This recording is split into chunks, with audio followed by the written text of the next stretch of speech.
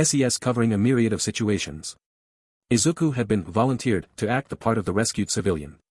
He wasn't required to do any analyzing during this exercise, so he actually got to relax a bit. Only a bit, though.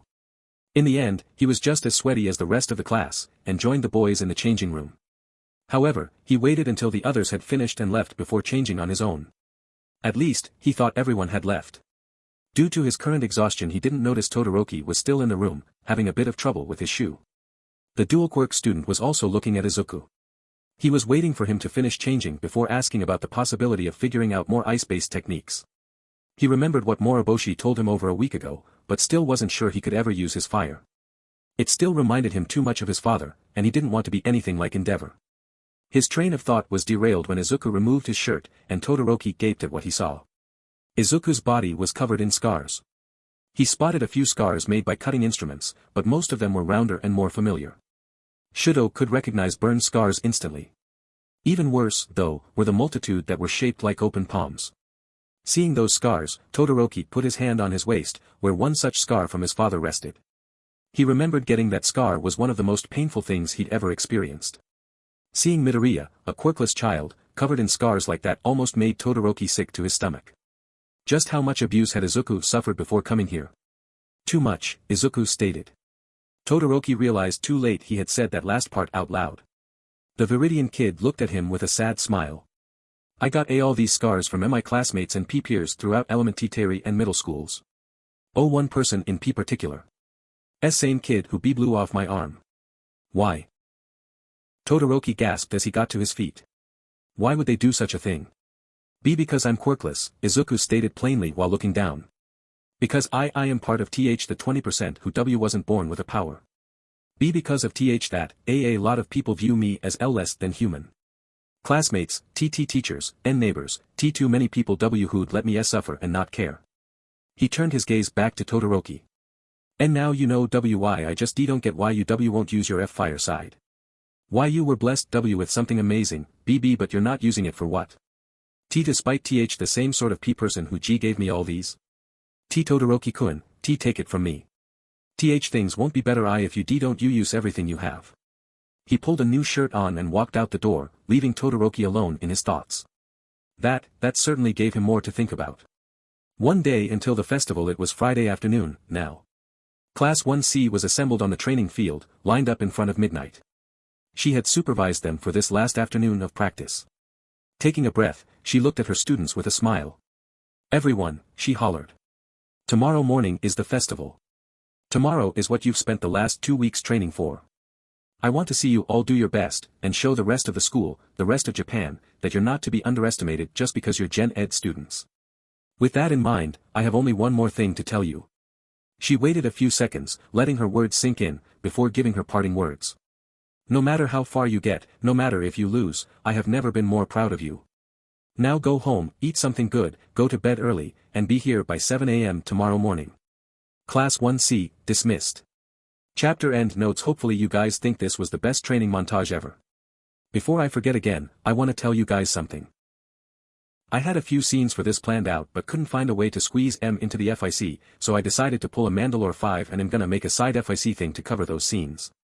Problem I got right now, though, is if you guys want to see the scenes chronologically or literary. Chronologically would mean we'd see events as they happened in time, whereas literary would mean we'd see the scenes in relation to how pertinent they become in the main FIC. Which would you guys want to see? Leave a comment and let me know. Next time, the sports festival. Class 1C has a plan. Nizuku shows his stuff. Till next time. Presentation and competition. Chapter notes. The sports festival begins. Are you excited? I hope so. I stayed up till 2 a.m. to get this out to you.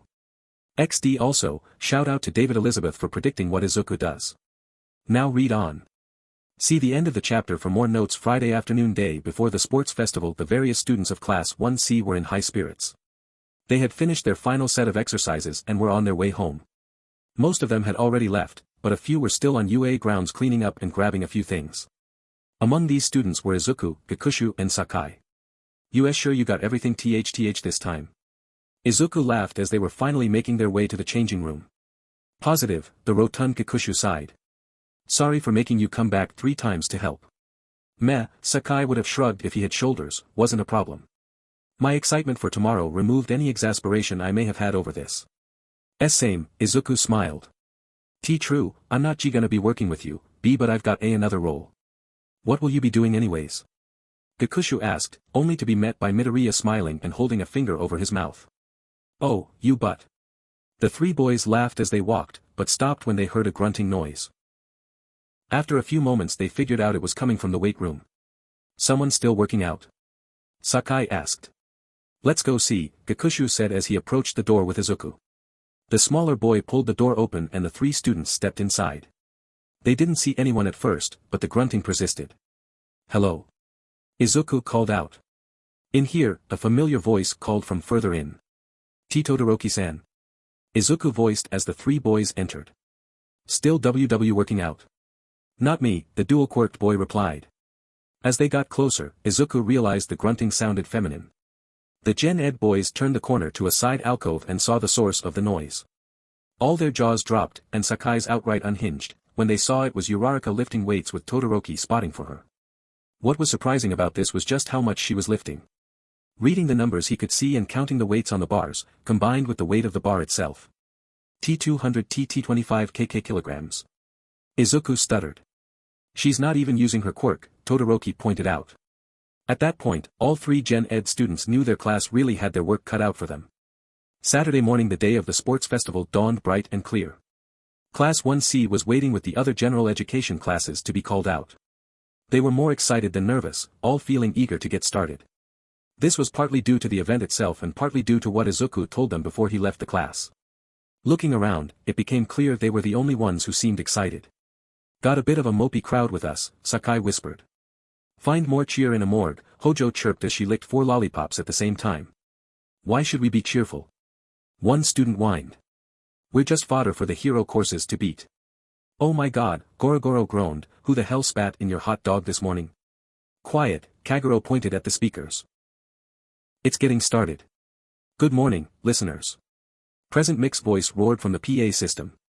Can I get a yeah? Even from the waiting room, Class 1C could hear the cheer from the crowds. Rock on.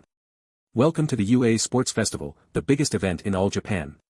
Today we'll see our youngest and newest students, hero and otherwise, strut their stuff and make their mamas proud. The crowd cheered even more, bringing a laugh out of Present Mike. Awesome crowd today. And even more awesome is our special guest for the day's events. Normally we have a fellow teacher up here with me, but today we got a student whose analytical skills are so awesome that Principal Nedzu himself took this kid on as a personal student. Say hello to UA's resident quirk specialist, Midoriya Izuku of Class 1C. Hello. Izuku's meek voice called out from the speakers. His classmates gave a roaring cheer of their own when they heard this, getting a derisive glare from some of the other Gen Ed students. That's what I'm talking about. Without further ado, let's bring out the contestants. Starting things off with the hero class that fought villains their first week, Class 1A Heroics. More like Class 1A Twats, the student from earlier muttered. Several other students groaned, but Moriboshi was the picture of calm as she quietly froze his feet to the floor. After a few moments, Class 1B was called out, then. Following our hero course classes is our esteemed general education course. Let's start with the class that actually came and supported Class 1A during the villain attack. The class where each student is strong as any hero student. Let's give it up for Class 1C. The doors opened and Class 1C marched out, followed by the other Gen Ed classes, except for the one kid Moriboshi froze to the floor. A few of the students winced as they stepped into the sunlight, and found themselves dumbstruck. It was one thing to see the sports festival stadium from a television, it was something entirely different actually standing in it. The stadium was large enough to hold thousands of people, and each seat was filled. They should have felt nervous, but Class 1C was actually feeling excitement. They were here. They were standing where so many legends once stood, and they were gonna show off their stuff. There they are. Kamui Woods roared as he pointed down at Class 1C from the stands. Oh wow, Midnight, you weren't joking when you said you had a fat kid in your class. I never said that. Kayama Namuri laughed as she reached over and smacked Kamui upside the head. You hearing this guy, Inko-san? He called your son's friend fat. Inko just laughed from her seat between the two heroes. Watching them playfully mess around, Inko remembered the previous night when she heard these two had taken today off for the sole purpose of bringing her to the festival. She would have been alright just watching it from home, but she couldn't refuse them after everything they did to get her VIP seats. Even if Izuku himself wasn't competing, his friends were, and she was happy to see them. Alongside Melissa, Izuku's classmates had occasionally visited their humble abode over the past few weeks, and Inko was glad to meet every one of them. As the last of the management course students arrived on the field, Inko had a thought.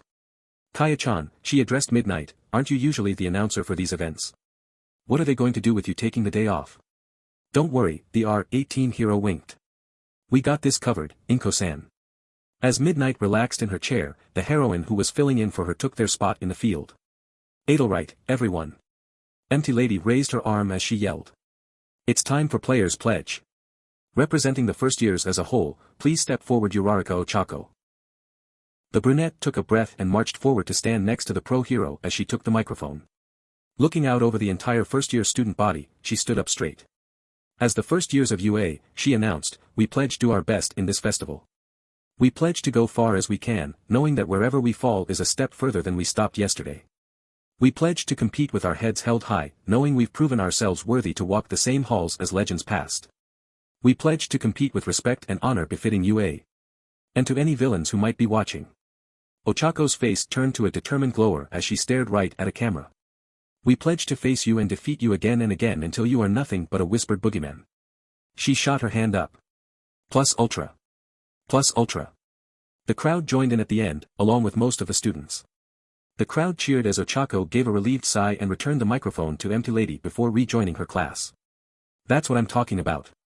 Present Mike cheered. Class 1A has quite the firebrand among their peers. Why you bet? Izuku piped in. And I think we're all ready for the first event, alright? You got it, little man. Take it away, Empty Lady. With pleasure. Empty Lady smirked at the student body. The first event we have lined up is, well, I guess you could call it a qualifier for later rounds. Let's see how many of you can beat the obstacle race. As she shouted this, the words obstacle race appeared on the large screens around the stadium. All 11 classes across the 4 courses will participate. The course in question follows the outside wall of the stadium. All in all, a 4-kilometer-foot race. A meager distance for someone like me, but let's see how you kids fare. To accentuate her point, Empty Lady grew to her full size as she shouted, one of UA's biggest selling points is its freedom of opportunity. Stay on the course, don't gravely injure your fellow students, but otherwise anything goes. Everyone ready? She asked this question with a wink, flustering many who witnessed it, before turning to the gateway to the outside. With a thunderous clap of her hands, Empty Lady roared, begin. And they're off. Present Mike shouted as the students rushed for the gate. Ready to give your views, little man. Why up? Izuku meekly replied. Awesome. Let's get started. Anything we should take notice of at this point in the race? Anyone you think has an advantage this early on? Honestly, Izuku chuckled, anyone who G gets through the G gate quickly has an advantage here. His statement was proven true as the mass of students got wedged in the narrow gate.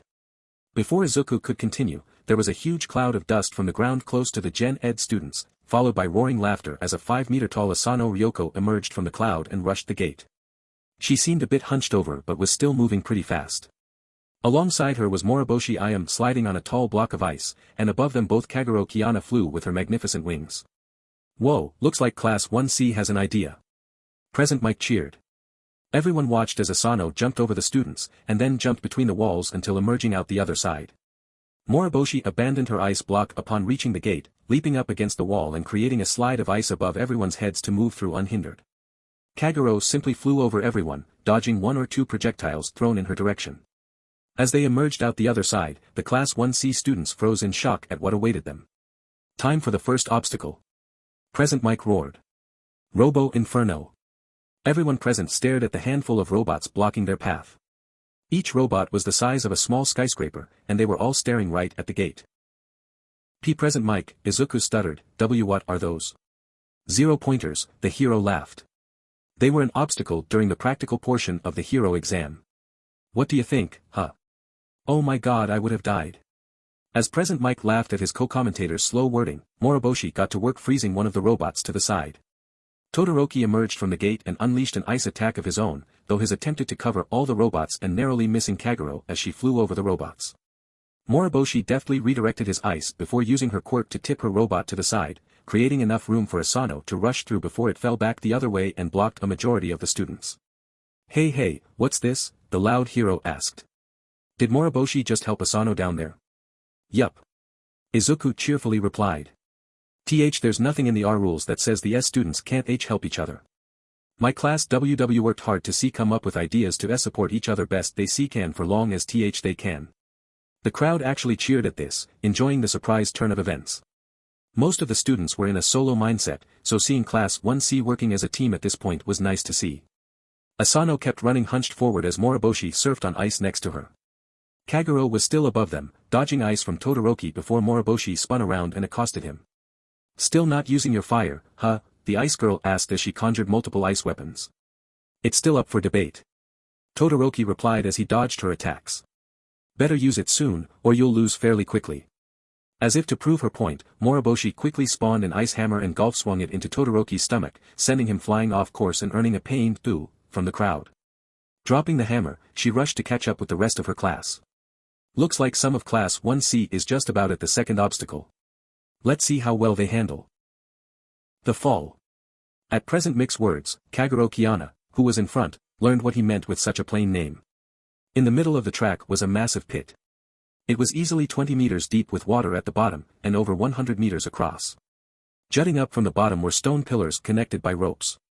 It was clear the students were meant to cross the ropes to reach the other side. However, it was clear whomever designed this obstacle didn't know about the 1C class president. With an innocent laugh, she easily and quickly flew across the pit. She was quickly followed by, unexpectedly, Hatsune from support course. Said student was cackling like a madman as she used what appeared to be rocket boots to soar over the pit. Okay, we should have seen that one coming.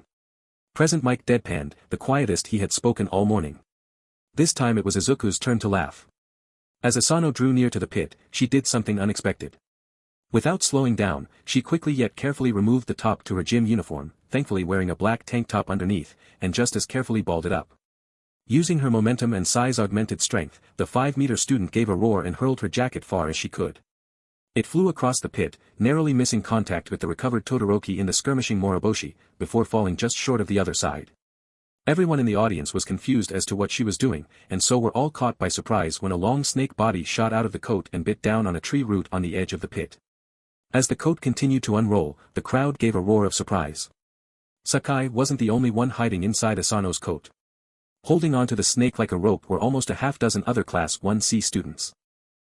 The spiky Gorogoro and Choji the Wookiee were the first to climb their serpentine friend to solid ground, following them were Oyuniko and Gakushu, the latter of whom had used his quirk to flatten himself and wrap his arm around a lanky classmate.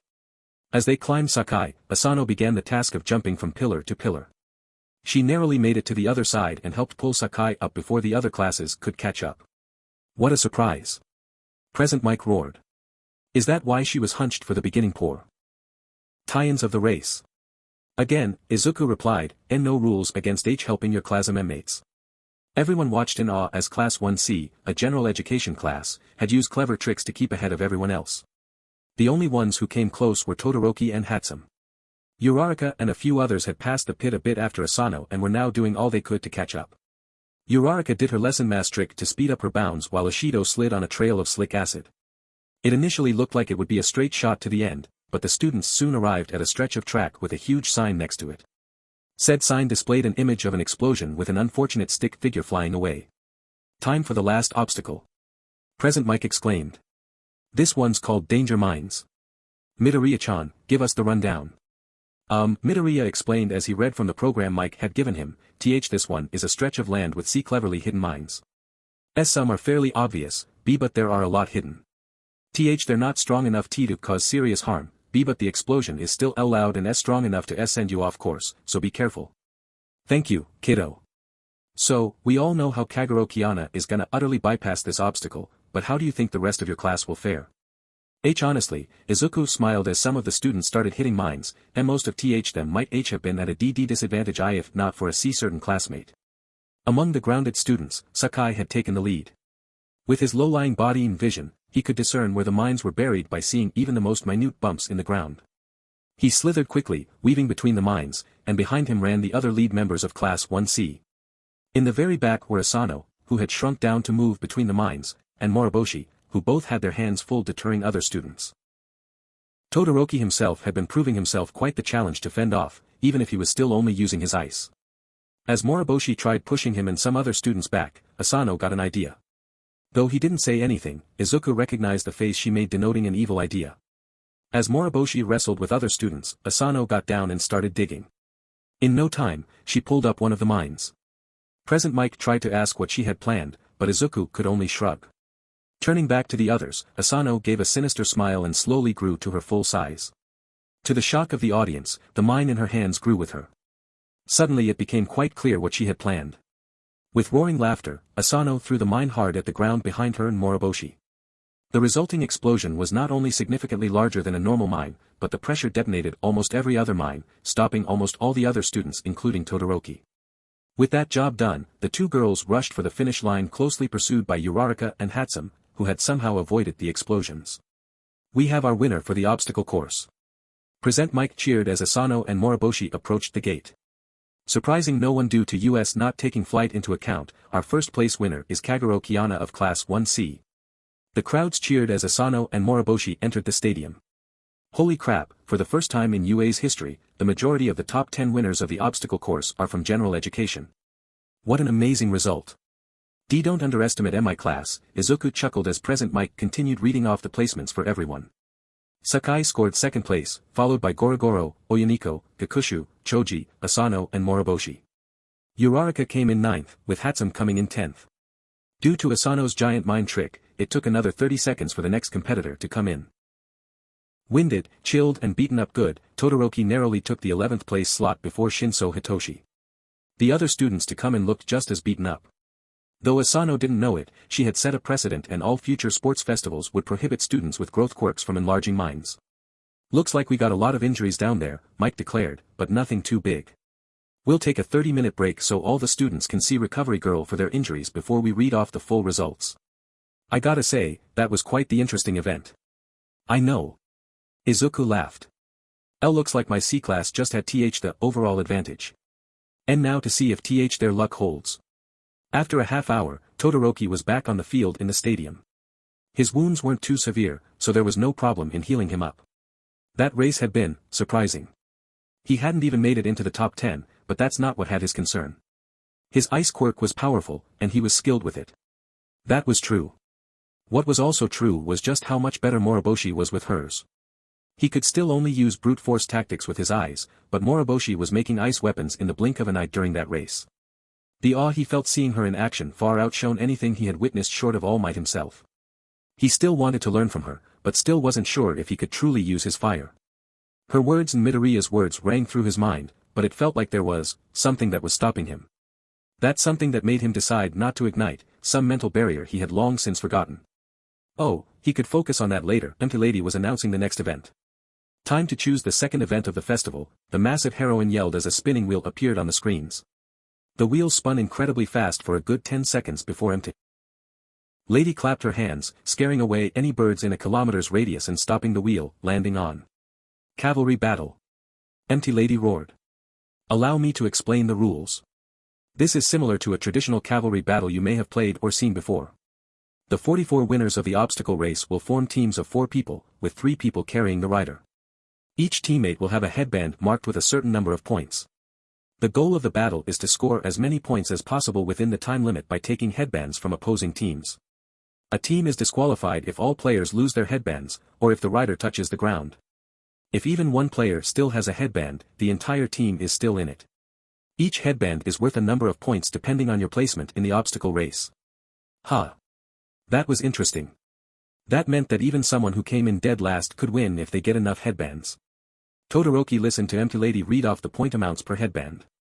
Since he scored 11th, it was unlikely anyone would come after him, which meant he could focus on getting as many and so on all the way up. The only exception is the first place ribbon, which is worth a whopping 10 million points. Or he could focus on getting that one instead. That's right. Empty Lady continued. 10 million points. Almost as much as my prize-winning smile. She gave a wink, eliciting hundreds of camera flashes, before continuing, you all have 5 minutes to choose your teams. Anyone else who's not on a team before the timer runs out will be thrown together, so choose quickly. With that in mind, Todoroki looked around for Class 1C. Perhaps he could convince them to let him join. Oh my. Present Mike blared. Looks like Class 1C already made their decision. Surprised, Todoroki continued looking around until he saw the students of Class 1C. Sure enough, they had all made their teams already, 2 teams made from the 8 students to pass the obstacle race. Wait. 8 students. Enough to make 2 teams. That was way too convenient. Did they plan this? How could they have prepared for this? The second event is randomized, and Midoriya was stuck up in the commentator's booth the entire time.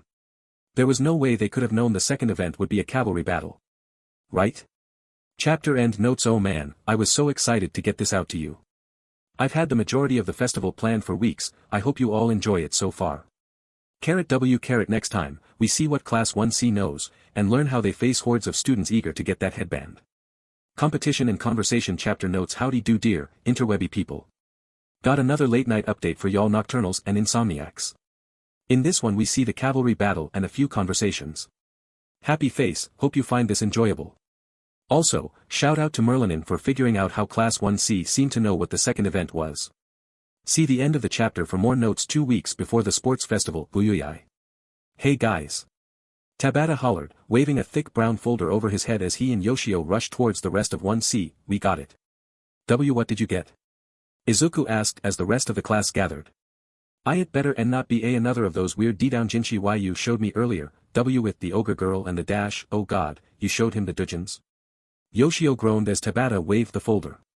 Not those. Tabata exclaimed. It's the result of mine and Yoshio's hard work.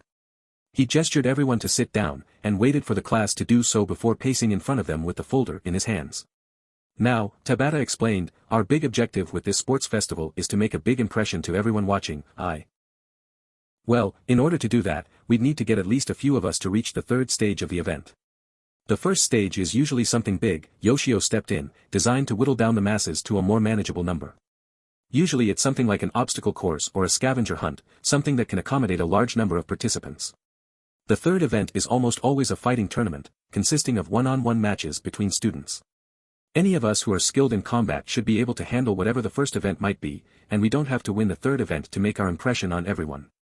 He pushed up his 4-lensed glasses for dramatic before stating, this means it is the second event which we would have to worry most about. How could we prepare for them, though? Hojo asked as she raised her hand. The second event is always randomized, isn't it?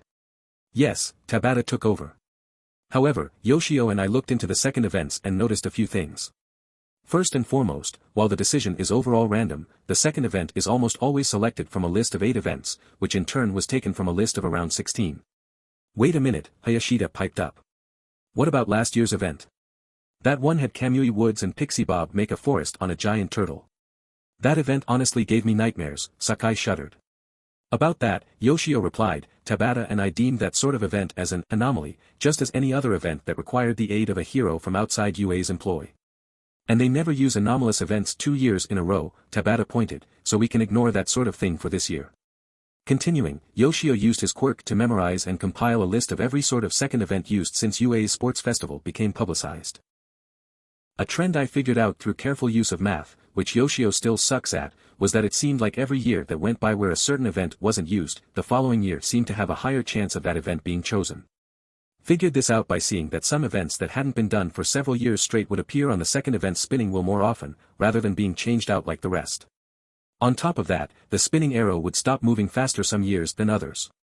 Using such information, Yoshio nodded, Tabata has managed to calculate that, excluding anomalous events, this year's second event has a roughly 78.3% chance of being a cavalry battle. There was silence following his words as everyone processed what they had been told. Some students were nervous, some were excited at the prospect. After a few moments, Asano stood up.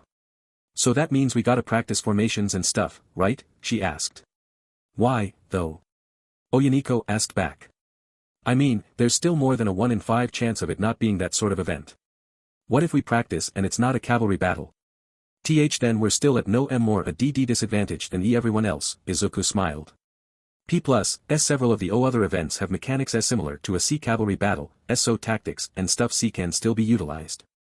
Yoshio, Tabata, you two are geniuses.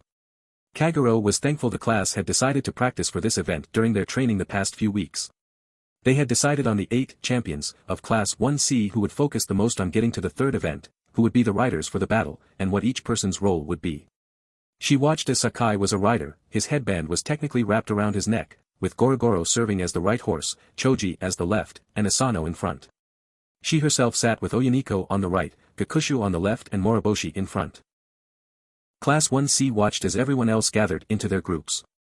The group they paid most attention to was the group with the biggest troublemaker from last round. Todoroki was sitting as a rider, with Hatsum on his left, Tokoyami on his right, and Uraraka in front. His gaze was switching between Kagero and Moriboshi. No doubt he was thinking of how to get the 10 million point headband from Kagero, just like everyone else.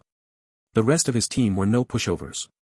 Midoriya had given Class 1C a detailed rundown of everyone in Class 1A, and everyone was just as familiar with Hatsume and her devastating yet non-explosive gear. This combined with Uraraka's gravity control and Tokoyami's dark shadow made for an offensively minded group. Unfortunately for Todoroki, this meant that, unless he used his fire, he was the least threatening member of his team. Looks like everyone's gotten together. Present Mick's voice shook her from her thoughts. You still got 3 minutes before the event begins, so talk to your teammates, but once that timer hits 0 it's game on. Kagero and her team slowly moved towards the corner of the stadium while Sakai's team moved in front of hers. They were ready. Izuku was glad for this extra 5 minutes before the event began. They may have gotten a half hour earlier, but he had spent that time talking with his mom, Midnight and Kamui.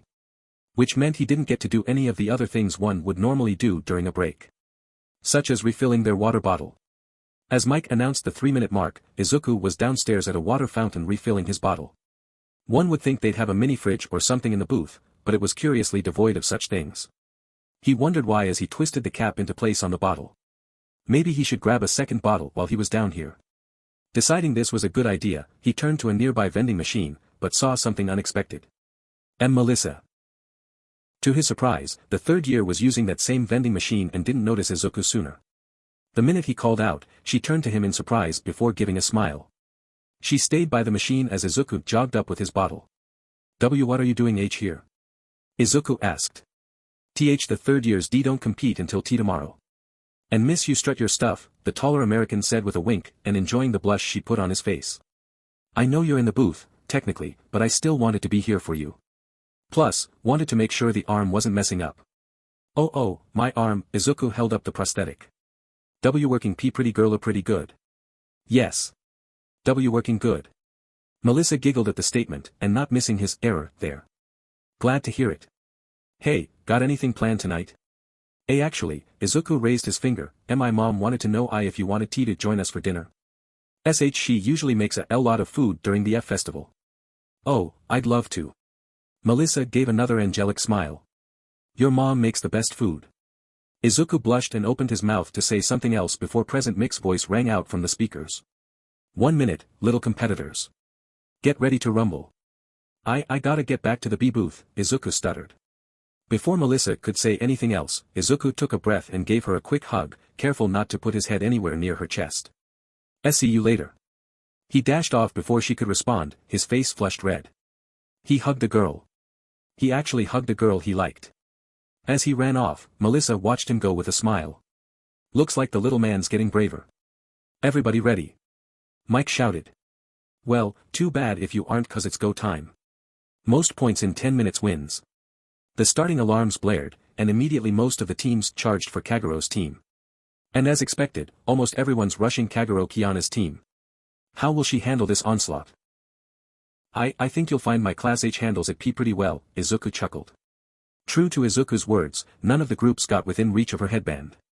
Many in front were met by a wall of ice, and more on her right ran into Oyuniko's barrier.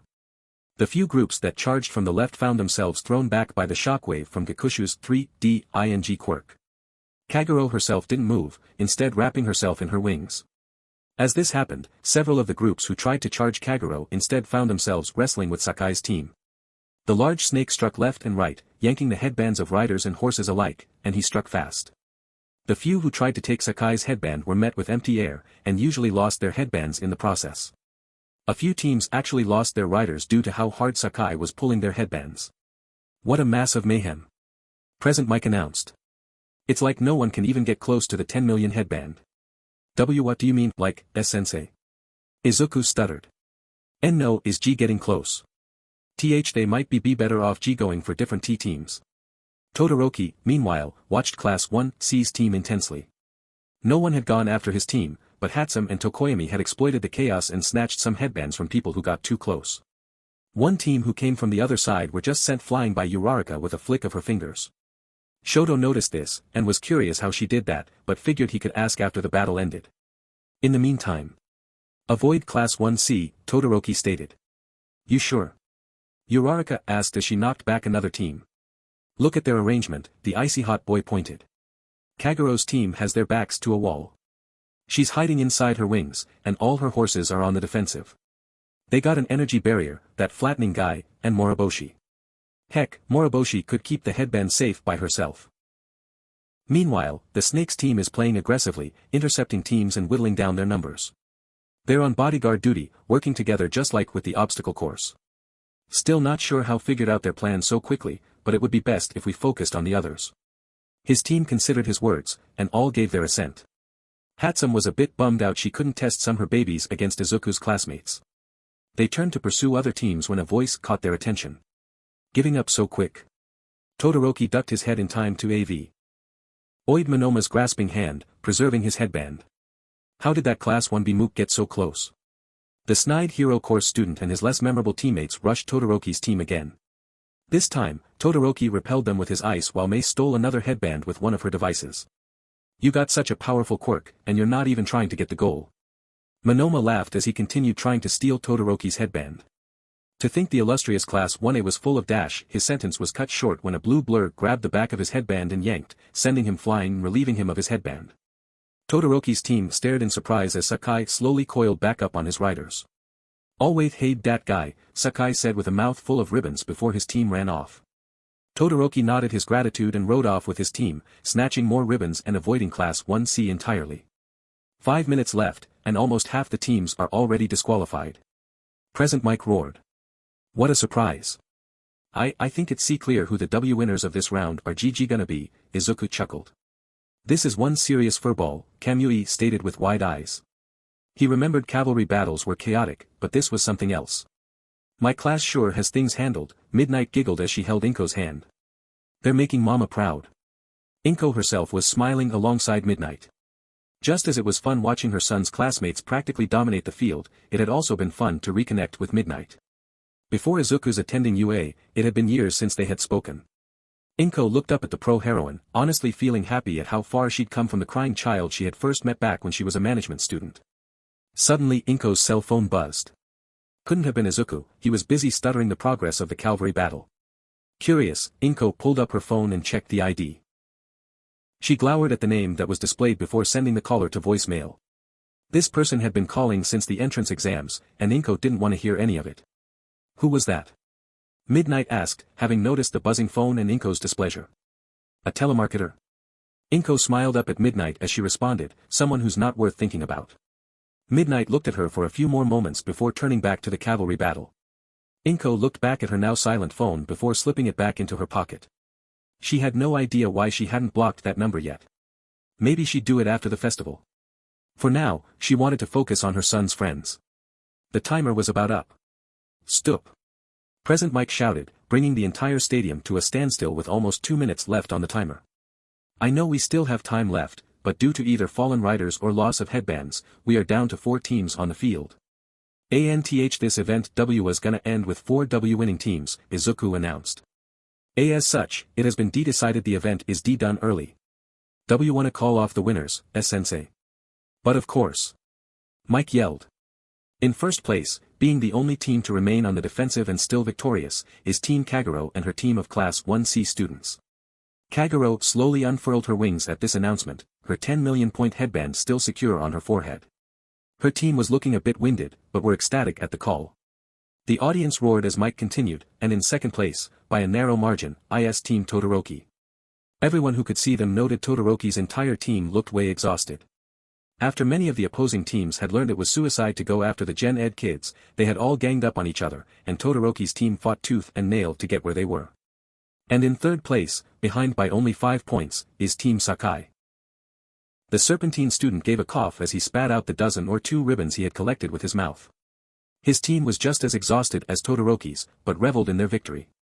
Asano had outright collapsed when the time was called, having literally carried her team for a good minute or 2. And pulling up the last place, having survived multiple close calls, is Team Ishido. This one caught everyone by surprise, but sure enough, one more group of Class 1A students had survived the mosh pit of headbands. Ashido Mina gave a tired thumbs up as she sat on Kaminari, Ida and Yayarozu. Their team had a few more headbands than they started with, but not too many. Midoriya Kun, wanna announce what's coming next? Hold on, Izuku muttered as he shuffled through some papers in front of him. After another short break, these 16 students will face each other in a series of 1-on-1 matches. The first round will be randomized, with the lineup being determined as we speak. This will be the last event of the festival, and the winner of these fights will be the winner of the first year F festival. And if you didn't make it to the final event, Empty Lady called as she stepped back onto the field in her enlarged state, not to worry. While we take a half hour to ready the stadium for the fighting portion, there will be another series of recreational events you can participate in. As for those who did win the battle, go drink something and rest up. She winked down at the tired students. Your time to really shine is almost here. The audience roared with excitement, and for good reason. Half of the remaining students were Class 1C underdogs who had dominated the past 2 events through teamwork, but everyone knew this last event would throw that teamwork out the window. Not only that, but there was a question now plaguing the minds of several pro heroes in the audience. A question none had even considered before this year. Is it possible to ask for Gen Ed interns? Chapter end notes. Das right, folks, they studied. XD hope I did this event justice, it was actually pretty hard to write effectively. Don't worry though, the last event will be more detailed. I know you folks are gonna love what's coming. Might take a bit longer to get that one out, but das just cause I might work on the next side story. Next time in Type 2 Hero, Ice meets Flaming Trash Can and we learn the matchups. Possibly even see the first match, depending on how things go. See ya later. Conversation and Conflict chapter notes. This chapter is a bit of a transitory chapter, showing a few events that happens prior to the last leg of the festival, and ends with the first match of said stage. We'll also get some fluff, a smidgen of justice, and several someones begin feeling things. Also, some readers will note that Zero is not listed in the final roster, instead having Ida in his place. His winning in the last chapter was an error on my part, and has since been updated. I had Ida's match planned first out of all of them, and needed to fix that. Anyway, read on. See the end of the chapter for more notes. 30 minutes until the third event. Why you guys did fantastic. Izuku stuttered to his classmates as they staggered into the waiting room. Everything went perfectly. Most of that was you, Moriboshi smiled while pointing at Izuku. We just did what you planned, and it worked like a charm. The shorter boy chuckled at the praise and started handing out bottles of water to everyone. Also got to spike Mono douche. Sakai grinned like only a snake could. Really don't like that guy. Mono, douche. Gakushu deadpanned. You need a better nickname for him. Like what? Sakai asked his rotund classmate. Why you talking about Honoma? Izuku asked. Everyone turned to look at him in shock. Izuku started feeling a bit nervous, but this was negated when everyone in the room started laughing. Honoma. Kagero laughed as she pulled Izuku into a sudden hug from the side. Oh my god, I did not expect something like that to come out of your cinnamon roll mouth. Where did that even come from? Asano asked with a chuckle. Let's just say those therapy sessions have been helping, Izuku replied while looking down to hide his embarrassment. His classmates replied with more good-hearted chuckling and patting his back, though Kagero had yet to stop hugging him. After a moment he looked back up at them. Anyway, we got a half hour before the tournament. Why you're on your own there, B but it's alright. Why you've already made our C class stand out with how many of us got this far. There's no way the heroes are gonna forget Class 1C this year. His classmates all gave determined smiles and nodded. They knew what they were up against, and were ready to meet it head-on. 25 minutes until the third event. Uraraka was hunched over, using a drinking fountain to both quench her thirst and wash away the sweat on her head. She knew the cavalry battle was gonna be intense with a 10 million point headband on the line, but she was still caught off guard by how crazy it was. Her entire body ached from the running and from flicking away the opposing teams. Despite that ache, however, she knew this next part was gonna be even harder. Todoroki, Ida, and Ashido were the scariest ones from her class. Meanwhile, Moriboshi, Kagero, heck even that fat guy or the tall girl from Class 1C could be trouble. Overall, she had quite the fight ahead of her if she wanted to win the festival. She might even really need to use, excuse me, a voice spoke up behind her. Snapping upright, she turned and saw the top of a blonde head of hair. It took a moment for the tired Uraraka to realize she had to look down if she wanted to address the person in front of her. Doing so, she found herself dumbstruck at the blue-eyed beauty before her. She was so taken in by the woman before she didn't even see the smaller mouse-like boy next to her holding a basket. "Hello," Melissa greeted. "I was wondering if you knew where Class 1C's waiting room is." Stunned beyond speech, the taller hero student simply pointed down the hallway. The blonde lady gave a smile that made Uraraka weak in the knees and thanked her before dashing down the hall alongside her smaller companion. Uraraka watched her go, her eyes falling a bit lower than eyes should, before giving a sigh and collapsing to her knees. "Holy crap," she whispered, "where did that angel come from?" "Uraraka-san," a familiar voice called from the other way. Uraraka gasped and quickly got to her feet before Yaoyorozu came into view. The creative student caught her breath a bit before looking up at her classmate. "Sato's got some cupcakes in the Class A waiting room to help us re-energize before the next event. Want one?" "Yes, sure," Uraraka nodded. Giving one more glance in the direction the golden angel walked, Uraraka followed Yaoyorozu back to her class. She was determined to find out who that woman was. Also, Yaoyorozu asked a bit more nervously, "Did you happen to see a small mouse boy anywhere?"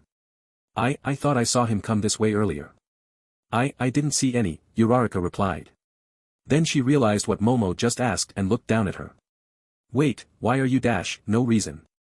Momo waved her hands. "No reason at all."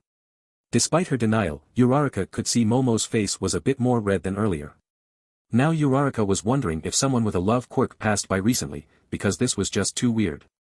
10 minutes until the third event. Moriboshi was making her way back to the waiting room for her class. While Oscar's biscuits were tasty and fresh, she needed something a bit more substantial after using as much ice as she did. As a result, she actually went to the concession stands outside the arena for a bit. She was still munching on a pork bun as she passed by a hallway with two figures in it. "Why aren't you using any fire?" a massive man with a flaming head roared to Shoto below him. "You would have won everything earlier if you'd stop this petty grudge and use what I gave you." "What you've given me?" Shoto glared. "Sorry, but I don't think I can transfer my pain and misery to another person, otherwise I'd have given it right back to you." On one hand, Moriboshi was proud to see Shoto standing up for himself. On the other, she could tell this wasn't gonna end well. The look on Endeavor's face would curdle milk and then vaporize it, and it was being directed at his son at that immediate moment. Tossing her last pork bun in a nearby trash can, she dashed up to Shoto, ignoring his eternally angry father. "There you are," she exclaimed while grabbing Shoto's hand. The boy looked down at their hands in shock as she continued, "Only got a bit of time left before the next event, and we gotta be in our rooms within the 5-minute mark." Before she could pull him away, however, a very large and hot hand grabbed her shoulder. "Keep your nose out of my affairs, girl," Endeavor growled. "I'm not done talking to Moriboshi glared at his arm as he spoke, and next thing Endeavor knew his entire arm was encased in ice. Shoto's eyes widened at this. She didn't even make any gestures. She just stared and froze. How did that even happen? "I believe you are done," Moriboshi deadpanned before pulling Shoto away. Endeavor growled, melted the ice on his arm and tried to stop her, but found he couldn't move. Looking down, his eyes widened when he saw that, at some point during that conversation, Moriboshi had also quietly frozen his feet to the floor. His rage only increased, but he looked up to see Moriboshi disappear around the corner with his son.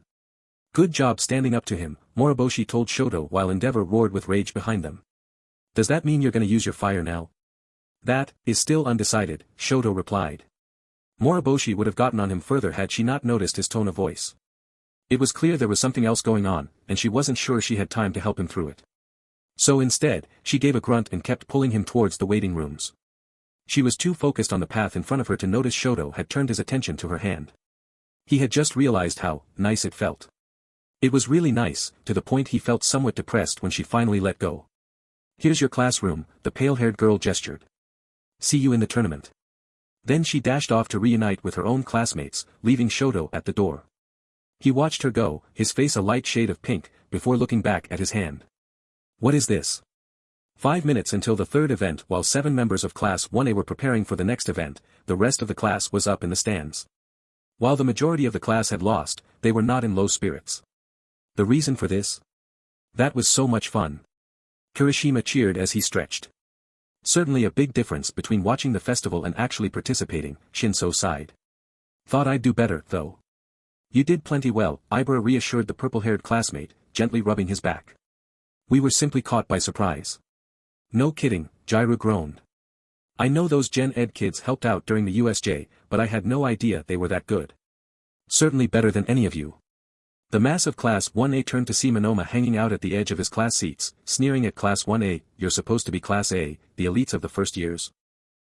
The ones who defeated actual villains, and you lost to some general education bumpkins. Pathetic." "Good God," Cyril groaned, "don't you have anything better to do?" "Why?" Monoma continued. "Can't handle a bit of heckling? How do you think you can be heroes if you dash, young man?" Everyone turned to the voice and watched as All Might's head appeared over the edge of the opposite side, from the walkway. None of them knew All Might was gonna be here, so everyone was caught by surprise. What gave them all the jitters, however, was that he wasn't smiling. If anything, All Might looked furiously at Monoma. "Hey All Might," the Class 1B student greeted while sweating. What a surprise to dash, quiet, All Might ordered, not a hint of cheer in his voice. Monoma shut his mouth as the number 1 hero spoke. "I heard you harassing your fellow hero course students. I also heard you insult the general education class. I believe you were spoken to about such behavior, correct?" Monoma tried to defend himself. "It was just some light-hearted joking, I swear." "Right?" He turned to the rest of his class for support, but they were staying out of it. None of them spoke up, and Monoma's face paled as he looked back at All Might. "Such language is never funny," All Might growled. "I had been told by Aizawa that you were already on strike 2 concerning such abhorrent behavior. I do think this qualifies as strike 3. Monoma turned sheet white as a small blue smartphone poked over the edge of the railing. "I have Principal Nedzu on speed dial. Shall I call him to tell him what you've done?" "Please no." Monoma got to his knees and begged. "Please don't call him. I don't want to be expelled." The Class 1B student sobbed and pleaded, the most humble anyone in school had ever seen him. All Might's expression did not change, angered and focused on Monoma. There was close to a minute of silence before All Might spoke again. "Young man, this is not something that can be ignored. Time and again you have harassed your fellow students, making verbal attacks against them, for the sake of your own ego. A true hero is not focused on their own self-righteousness, and you have demonstrably failed in displaying that quality." Monoma was frozen in place, tears falling down his face as All Might continued. "However, the principal is a merciful mammal to individuals who come forward of their own volition to confess to their crimes. So here is what must be done. You are to go to the principal directly, right now, and tell him what you have done. Do this and he may not expel you from UA. Go." Monoma didn't even wait for All Might to finish speaking, he was gone in an instant. The students of Class 1A turned to the hero to thank him, only to see he had vanished as well. Jairu walked to and looked over the edge All Might was standing behind, but he was gone. She noticed a few students walking away, but All Might was nowhere to be seen. Confused, she just shrugged and went back to her seat. Meanwhile, up in Nedzu's office, the principal was raucously laughing his head off. He had witnessed the entire event through the security cameras, and was both impressed and amused at the display. It appeared that Class 1A did not know the existence of Sanada Kayano, a girl in Class 1C who could change her head and voice to whomever she wished. While she could be in trouble for impersonating a hero, what she did was too good to punish. Monoma on the other hand, well, they would have quite the conversation when that frantic student finally arrived. "Oh look, it was time. Hey there, listeners." Present Mick's voice blared from the speakers. "Hope y'all had a good rest, 'cause it's time for the last event to begin." The audience roared with excitement. "We got a special treat today. For those just joining us, half of the students who've made it this far are from our esteemed general education course. Never before have so many made it this far. Midoriya Kun, what do you think of this development?" It's not as surprising," Izuku explained. "I mean, some of the students who've made it this far tried out F for heroics and narrowly failed the exam. I'd say every single one of them is good as any hero student. There are a few in P particular who I feel will be blow all expectations away." "Ooh, sounds exciting." Mike laughed. "Alright everyone, if you could direct your attention to the screens above the arena, we'll reveal who's gonna be fighting who in this first round." As he finished, Empty Lady also gestured to the screens, which lit up and displayed 8 pairs of names.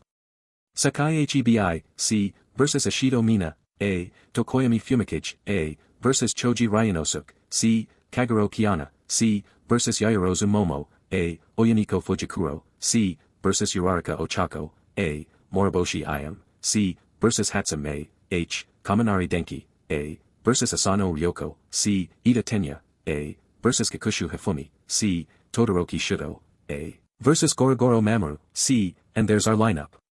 Mike cheered. The first match for the last event of the UA First Year Sports Festival is between Sakai Hebi, the Serpent of Class C, and Ashido Mina, the Acid Queen of Class A. It's Snake versus Dancer, who do you think will win? Both fighters please approach the arena. The two students clambered onto the large concrete arena from opposite sides. Mina smiled as she rolled her sleeves up as Sakai simply coiled up on his side. Empty Lady was standing off to the side at her full height, smiling down at the competitors. "Alright kiddies," she announced, "give us a good clean fight today. You lose if you fall out of the ring, become incapacitated, or forfeit. Ready?" Ashido nodded and held one arm back as Sakai shifted his body into a series of tight S-curves. "Begin." Ashido started by using a trick Izuku had devised for her, where she sprayed acid at high velocity from her entire forearm. Dubbing it Acid Veil, she fired it at Sakai, or at least where he was. At the same time Empty Lady called the match to begin, Sakai launched himself at Ashido, hitting the concrete with his tail hard enough to crack it. He flew just under Ashido's acid, and just barely missed impacting her. As Ashido recovered and turned to face him, Sakai landed and slithered to the side faster than some thought possible before launching himself at Ashido again. He missed again, but this time Ashido didn't have time to throw acid at him. The fight seemed to devolve into a series of Sakai flying at Ashido and missing while the acid girl tried hitting the snake with her quirk.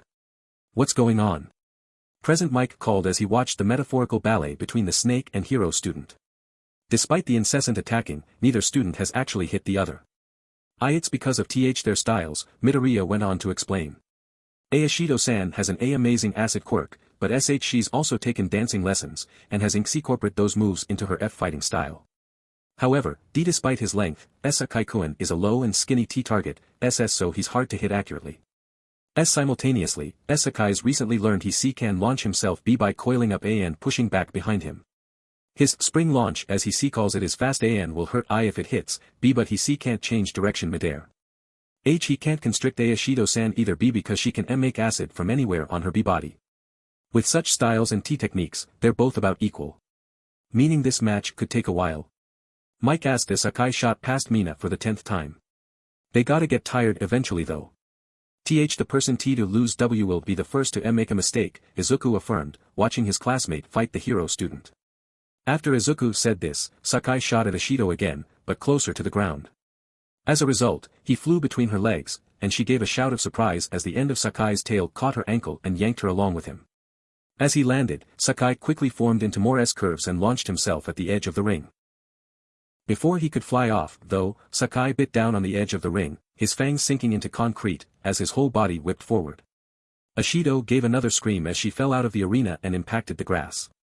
The instant she hit the grass, Empty Lady raised her arms. "Ashido Mina is out of boundaries," the giant heroine announced. Sakai Hbi wins. The crowd cheered as Sakai slithered down to Ashido, who was sitting on the grass with her head bowed. "Are you alright?" the Gen Ed student asked. When Ashido shrugged, Sakai leaned forward, almost touching her face with his tongue. "You did good, miss. Don't feel bad about losing here. After all, you got further than over half your class." These words seemed to cheer Mina up a little, and she got to her feet with a small smile. The two students left the field together, calmly chatting away about the fight. The crowd was roaring the entire time. Class 1C had made it to the final event, and already had a victory under their belt. Things could only get more exciting from here. Chapter end notes. What do you think? Please tell me what you think, I subsist on comments. And with this chapter, I'm pretty sure you guys can guess at least one of the unlisted shippings this FIC will have. Fluffy feels all around. Gonna be honest, I mostly kept Monoma around this long for the sole purpose of using that gag on him. What do you think his eventual fate will be? Will he actually be expelled for incessant harassment, or will Netsu give mercy? We will see his exact fate eventually, but I'm pretty sure this chapter had his last official speaking lines. And now that you know the tournament lineup, who do you think will win? Who will lose? Feel free to place bets, I wanna see who you think will win. XD next time in Type 2 Hero, the tournament progresses, but how many Gen Ed students can really last against trained hero students? You'll see next time. Conflict and Class chapter notes the next two fights of the festival. Hope I did them justice. See the end of the chapter for more notes. What an exciting start to the tournament. Present Mike cheered as Sakai and Ashido left the arena. Once again, Class 1C amazes US. But will this amazement continue?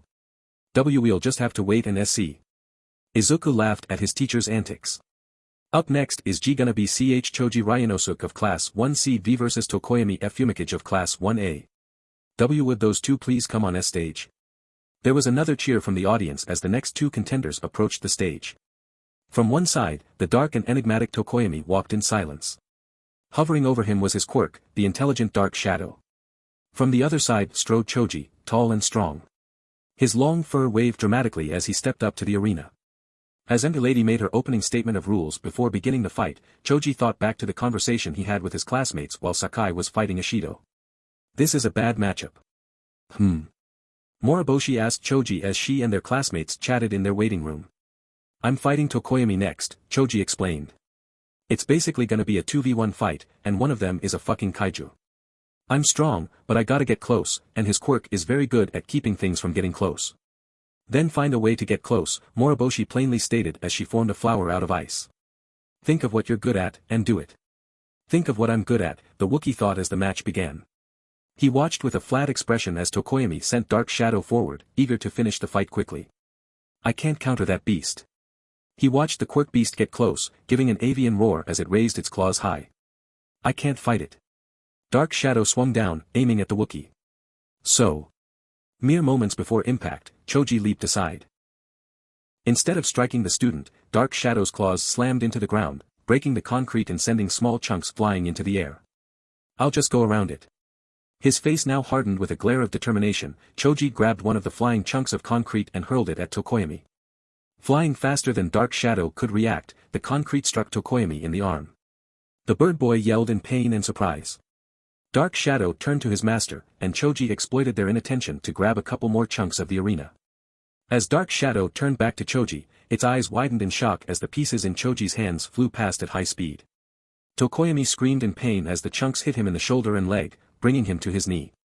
Ignoring the excited screams of present Mike, Choji rushed the kneeling student. Dark Shadow flew between the two and swung his claws at the Wookiee. Choji jumped over the claws and landed on Dark Shadow's head before jumping off, still aiming at Tokoyami. With a loud battlecry, Choji swung his arms down as he landed.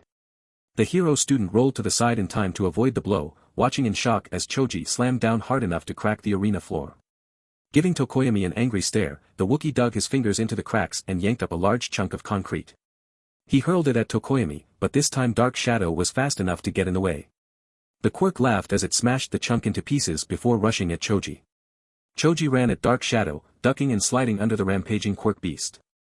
Picking up some of the concrete Dark Shadow smashed, Choji shot them at Tokoyami.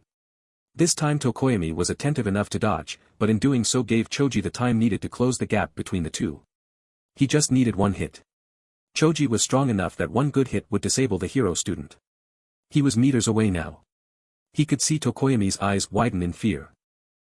Choji gave a roar and raised his fist. It was now or never. It was never. Mere seconds before Choji could deck Tokoyami, Dark Shadow had spun around and caught up with the Wookiee.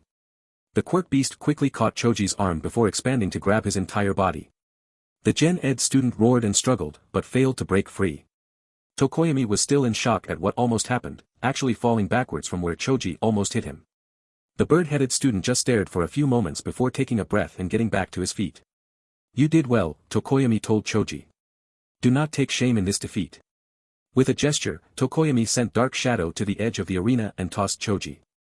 He tried to grab onto Dark Shadow as he fell, but Choji missed and hit the grass with a thud. The audience was actually silent for a good 10 seconds before the cheering began again. And there we go. Present Mike yelled through the stadium. The winner of the second match is Tokoyami Fumikage. I gotta say, after the beating he took I was not expecting him to snatch victory like that.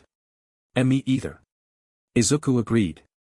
I'll admit, I was a bit worried about my classmate down there, but then he started dominating the fight, and then was caught at literally the last second. It was one twist after another, like a pretzel. And speaking of pretzels, Mike spoke up, it might be a good time to grab some refreshments. We gotta take a few minutes to repair the arena, so grab 'em while you can. Some of the audience shuffled around to do just that while the two competitors exited the field.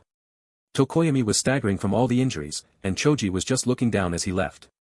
He was hoping he wouldn't be the first one out, but like he said before the match, this was a bad matchup. Still, he put up a good fight, at least. He was really looking forward to seeing how everyone else did. Melissa hummed as she walked down the hall. It was fun hanging out with the Class 1C kids, but since she wasn't even competing, let alone in their class, she couldn't stay in their room. She could have sat with the other 3H kids who came to watch, but honestly she felt like stretching her legs. After all, even though this arena was on UA grounds, it wasn't usually open to exploration like it was today, so she was interested in seeing as much of it as she could. She was so engrossed in taking in every detail she almost didn't hear two people talking around the corner. So we'll need you to act the part if anyone asks. This is quite unusual, but I'll do my best. She stopped. Acting a part. What was going on? She initially thought these might be villains or miscreants before realizing she recognized the first voice. That was Principal Nedzu. But who was he talking to? They sounded kind of familiar, but not enough to be recognizable. Moving against the wall, she quietly slid closer to the corner to listen in. Normally she wasn't one for eavesdropping, but if Nedzu was involved. Did you contact the other students to tell them about this? The second voice asked. I will during the after-festival party, Nedzu replied.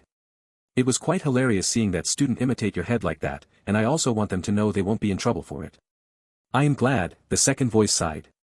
Whatever was your decision with young Monoma, anyway? Demotion, Nedzu piped up. He's been moved to Class 1D General Education for the remainder of the year. If his behavior improves, he may be moved back up to 1B next year. If he doesn't get better, though, he'll be there the remainder of his high school years. Speaking of remaining time, you sure you have enough time to hand out the medals? Of course, the other voice laughed. I haven't buffed up all day. I have enough time to hand out the medals and even attend the party a bit. Glad to hear that, All Might. Melissa froze. All Might? Uncle Might was the other person. He didn't sound anything like he should. Was he sick? Her father did mention something was wrong, but never went into detail. She was really tempted to look around the corner now. Also, Nedzu continued, I must ask, have you spoken with Midoriya-kun yet? Last I heard you were still avoiding him. Is it that obvious? Oh, definitely. Any time he's present for a hero class, you fail to appear. Wouldn't it be better to just come out and apologize for what you told him? Apologize? To Midoriya-kun? What could Uncle Might have? Would he even want to see me? I told him he couldn't be a hero just because he was quirkless. What? And that was a horrible mistake on your part, Nedzu affirmed, but Midoriya-kun still idolizes you. The fact he tried to defend you from midnight is proof of that. But that's just it. All Might exclaimed. Mistakes are generally unintentional, but back then I said it with finality and belief that I was right. For almost a year I thought I was right. It wasn't until I encountered Night Eye a few weeks ago, where he reminded me of what I used to be, that it ever occurred to me I was wrong. Nedzu, that day I left young Midoriya on a roof after breaking his heart. It would have been easy for him to have jumped off the side after what I said to him. Even if he wanted to forgive me, would I deserve it?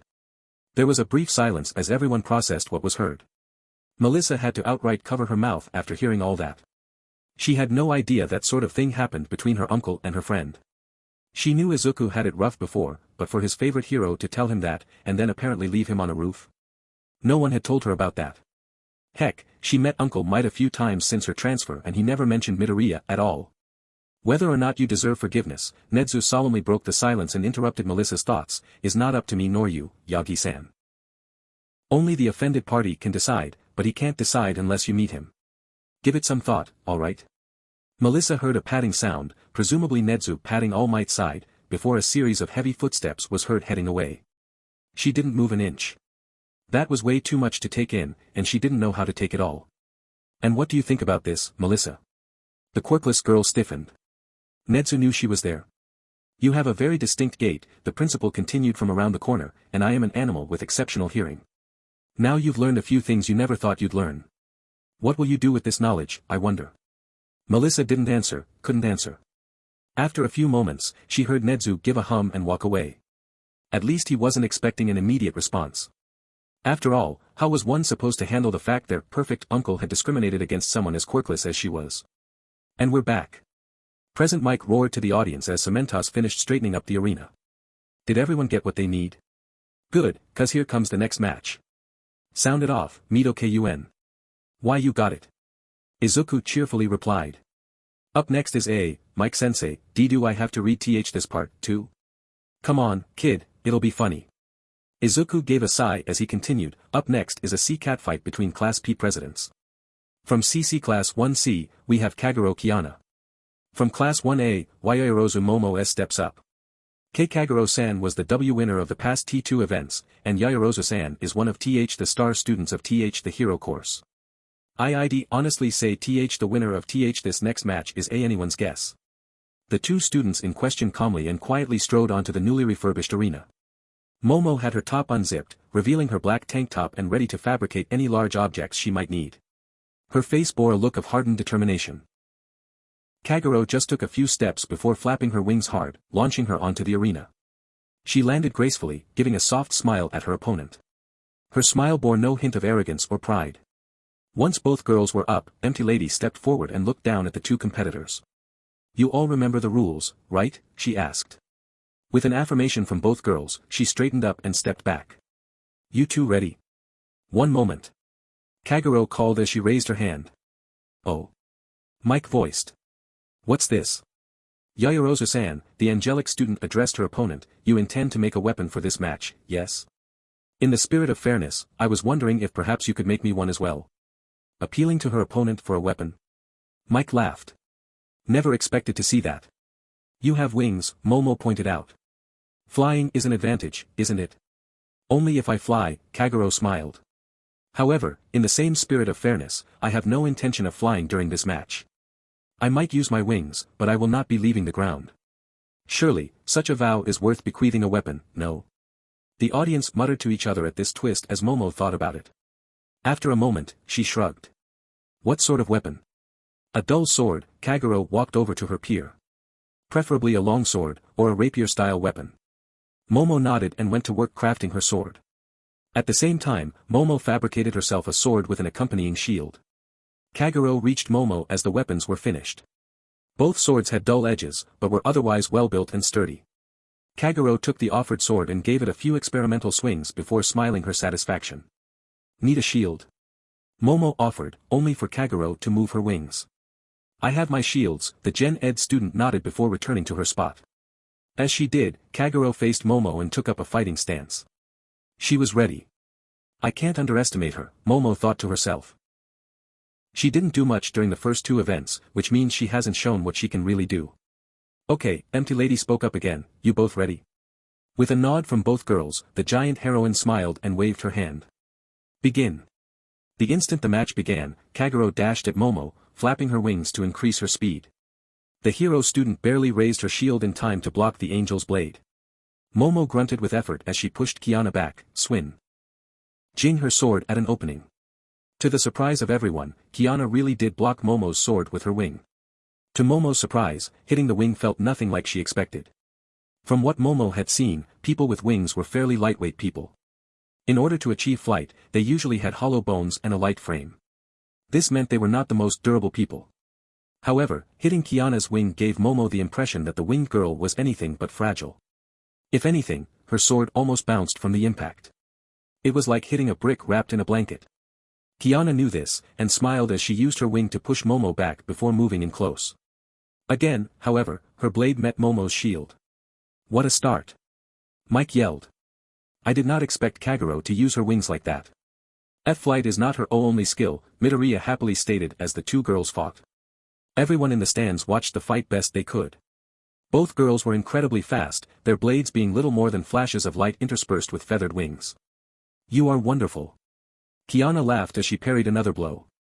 "What style are you using, 11th Storm?" "Actually it's Crimson Dervish." Momo replied as she swung at Kiana again. "I've simply come up with a way to accommodate a shield into that style. Which means it can't be countered by Sundering Weave." Kagero whistled. "Just as clever as I'd expect from the only daughter of the Yaoyorozu CEO. The two girls continued fighting, though anyone who knew Momo could see her prior discomfort had all but vanished. She was still determined, but she wasn't out of her element anymore. Her confidence grew as she pressed the offensive, a smile forming on her face. Neither combatant seemed to notice how their fight took them dangerously close to the edge of the arena. Suddenly, a lucky hit from Kiana sent Momo's shield out of her grip and out of the arena. Momo grit her teeth, knowing her opponent wouldn't give her time to make another, and kept fighting best she could. However, after a wide swing from Momo, Kiana ducked and spun, batting Yaoyorozu with her wing and sending the hero student flying from the arena. The minute she hit grass, the PA system blared and Momo was declared defeated. Neither she nor Kiana moved from their respective spots, catching their breath after the high-speed sword fight. After a minute, though, both girls just started laughing. "That was awesome," Kagero said as she hopped down to help Momo to her feet. We must spar again sometime. I promise not to use my wings next time. No, go right ahead. Momo smirked. It's clear I need to figure out how to counter those things. This elicited another laugh from Kagero as the two girls made their way towards Recovery Girl's office. Kagero Kiana may have won that fight, but it seemed like they both gained a new friend. Chapter end notes. Did I forget to mention that little middle piece with Melissa? Clumsy me. X33 up next is gonna be our resident tall girl Ochako facing Oyuniko, followed by Moriboshi vs Hatsum. How can someone with gravity control beat a guy who essentially has an at-field for a quirk? Will the fight between Moriboshi and Hatsum be an actual fight? You'll just have to wait and see. Happy face, class and display chapter notes in which Uraraka learns a few things, Mei shows off a few things, and we see a glimpse of what's to come. See the end of the chapter for more notes. Kiana and Momo had just got in from their match.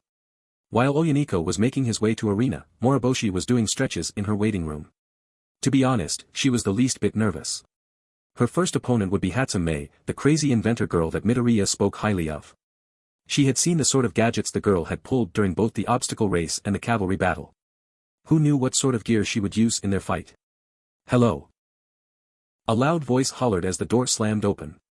Moriboshi actually gave a squawk of surprise and fell off her feet as the inventor in question burst into the room. How you doin', fight buddy? Hatsum-san. Moriboshi stuttered from her spot on the floor. What are you doing in here? Came to talk to you, duh, the support course student giggled as she plopped herself down next to Moriboshi.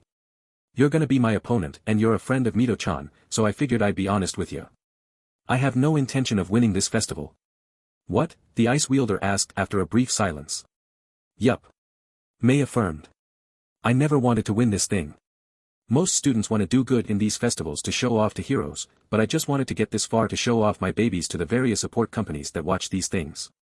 Unusual, but alright. Moriboshi sat up and turned to her opponent before continuing, and why did you want to talk to me before our match?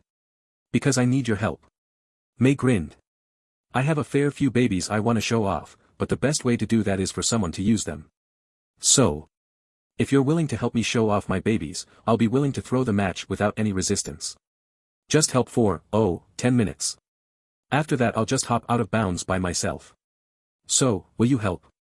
Uraraka stepped onto the arena, barely heeding the excited screaming from present Mike. Across from her was Oyuniko Fujikuro. He was tall, though not as tall as she was, and lanky, having what Izuku had once described as Marfan syndrome. Along with this, he possessed a defensive quirk she would definitely have trouble with. She had seen him use it during the cavalry battle to absolutely stop anyone who got too close. How would she beat him? Begin. Empty Lady declared. Uraraka rushed at Oyuniko, reducing her gravity after the first step. She was hoping she could get to him before he could raise his guard, but the lanky blue-haired boy simply stood in place. Less than 3 seconds after the fight began, the hero student was barely 2 meters away before a shimmering orange barrier appeared in front of her. It was somewhat comical watching her bounce off the ward, almost falling on her but from how fast she had been going. Thankfully, she caught herself and simply skid back a bit, eyeing the barrier as it slowly faded. Oyuniko had not moved, his hands still in his pockets. Whoa, looks like Uraraka was stopped in her tracks. Present Mike called out. Oyuniko I isn't much of a FF fighter, Izuku explained, but his Q quirk is an almost perfect D defense. And near as we know, it can stop anything. And not even gases C can pass through. Looks like this'll be a battle of wits, then. Mike declared. He's right, Oyuniko pointed out. I can't really fight worth kidney beans, but unless you can get past my barrier you can't lay a hand on me. So, hero student, how will you solve this dilemma? Uraraka noted his tone wasn't condescending or demeaning. Wasn't resigned, either. It was more like she gasped as it hit her. Teaching. Oyuniko knew he couldn't beat her, so he was treating this fight like a puzzle. She just needed to figure out how to get past his barrier. She stepped back and paced in front of him, looking at him. He didn't move when he raised his barrier, and it went up pretty quick. She wasn't sure she could outpace that speed, not yet anyways. What about angles, though? She had only ever seen him use his barrier like a wall, so perhaps he could only erect them on ground level.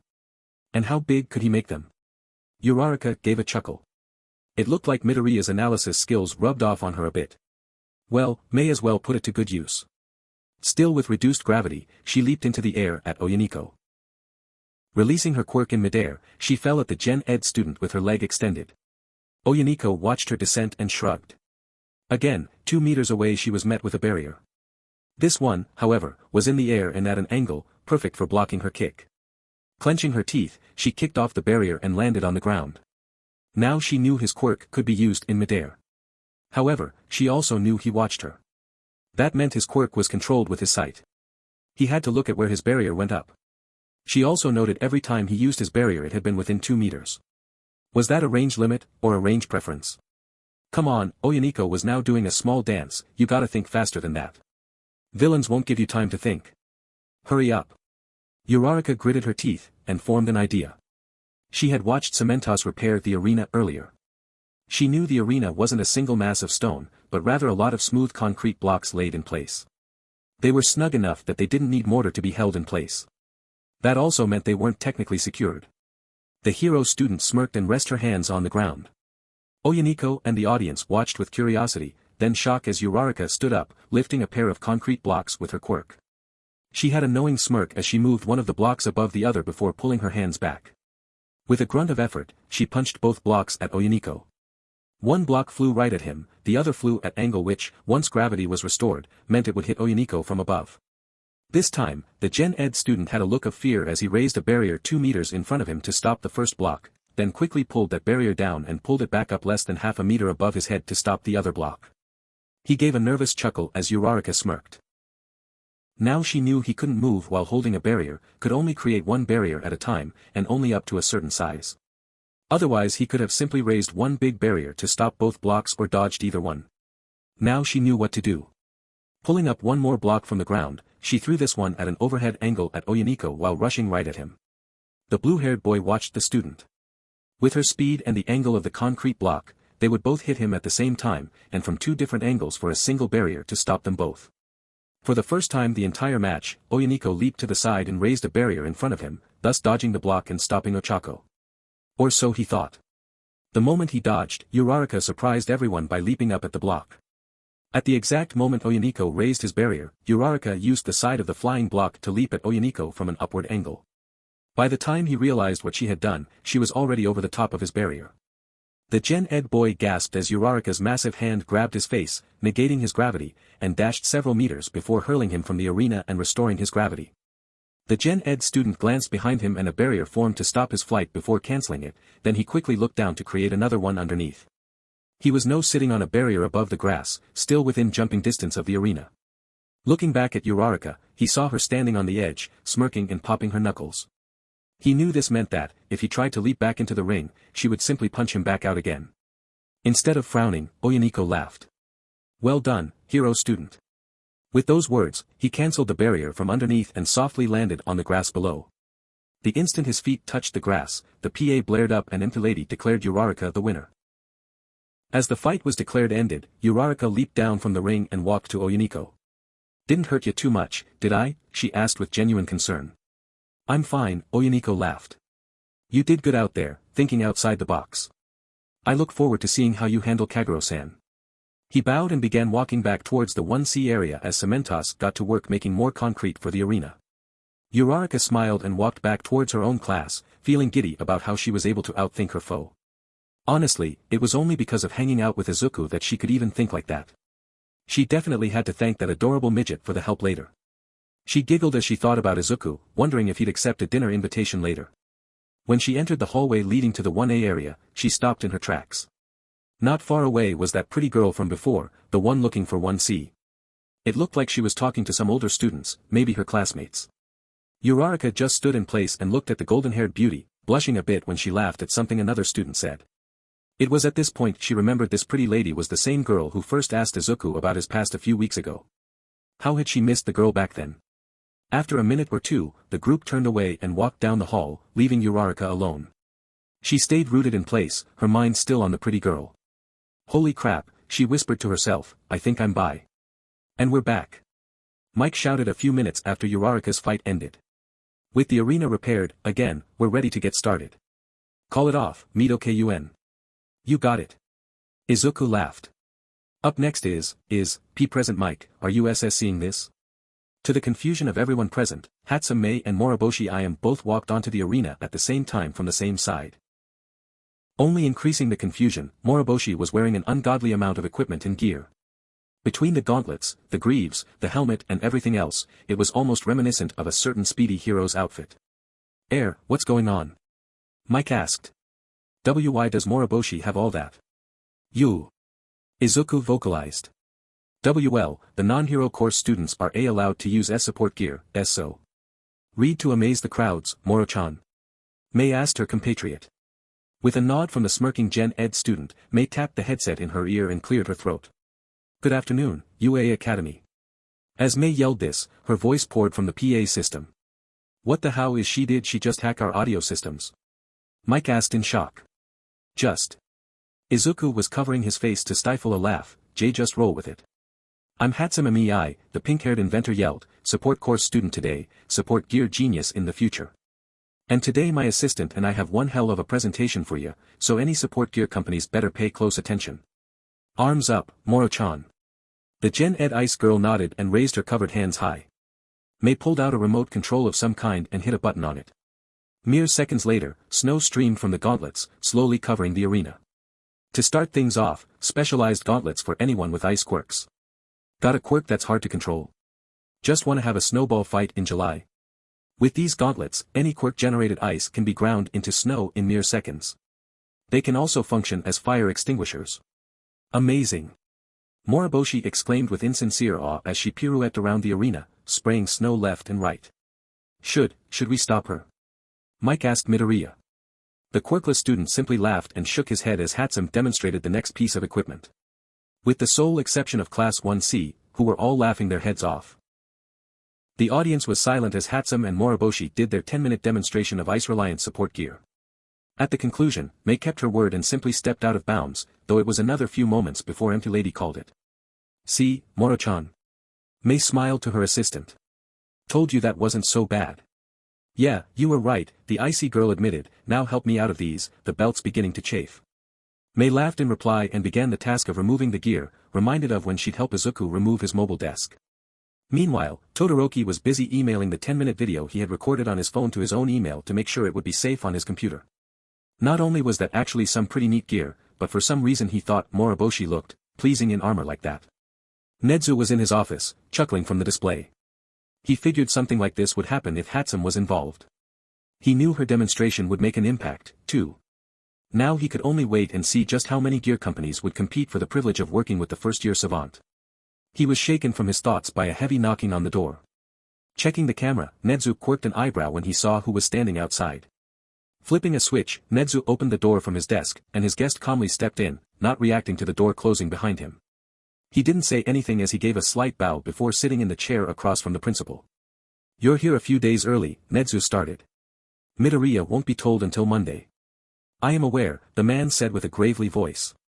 There was a tropical storm brewing off the Hawaiian coast, so I had to take an early flight or else risk being several days late.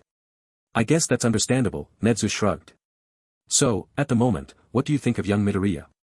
The man only smiled, or at least what Nedzu assumed was a smile. I look forward to testing him.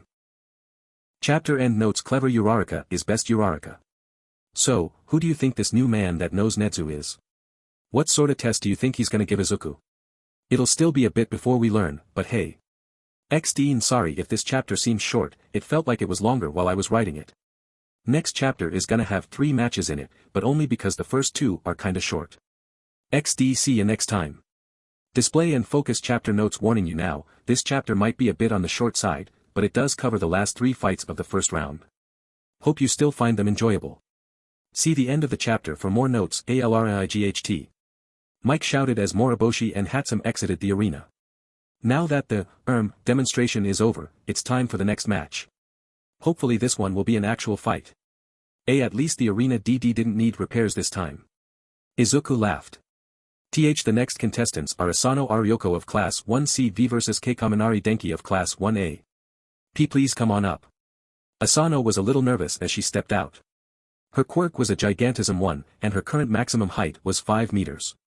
While it gave her increased strength, it was also a close-range quirk. No matter how big she got, she'd have to be up close and personal to do any fighting.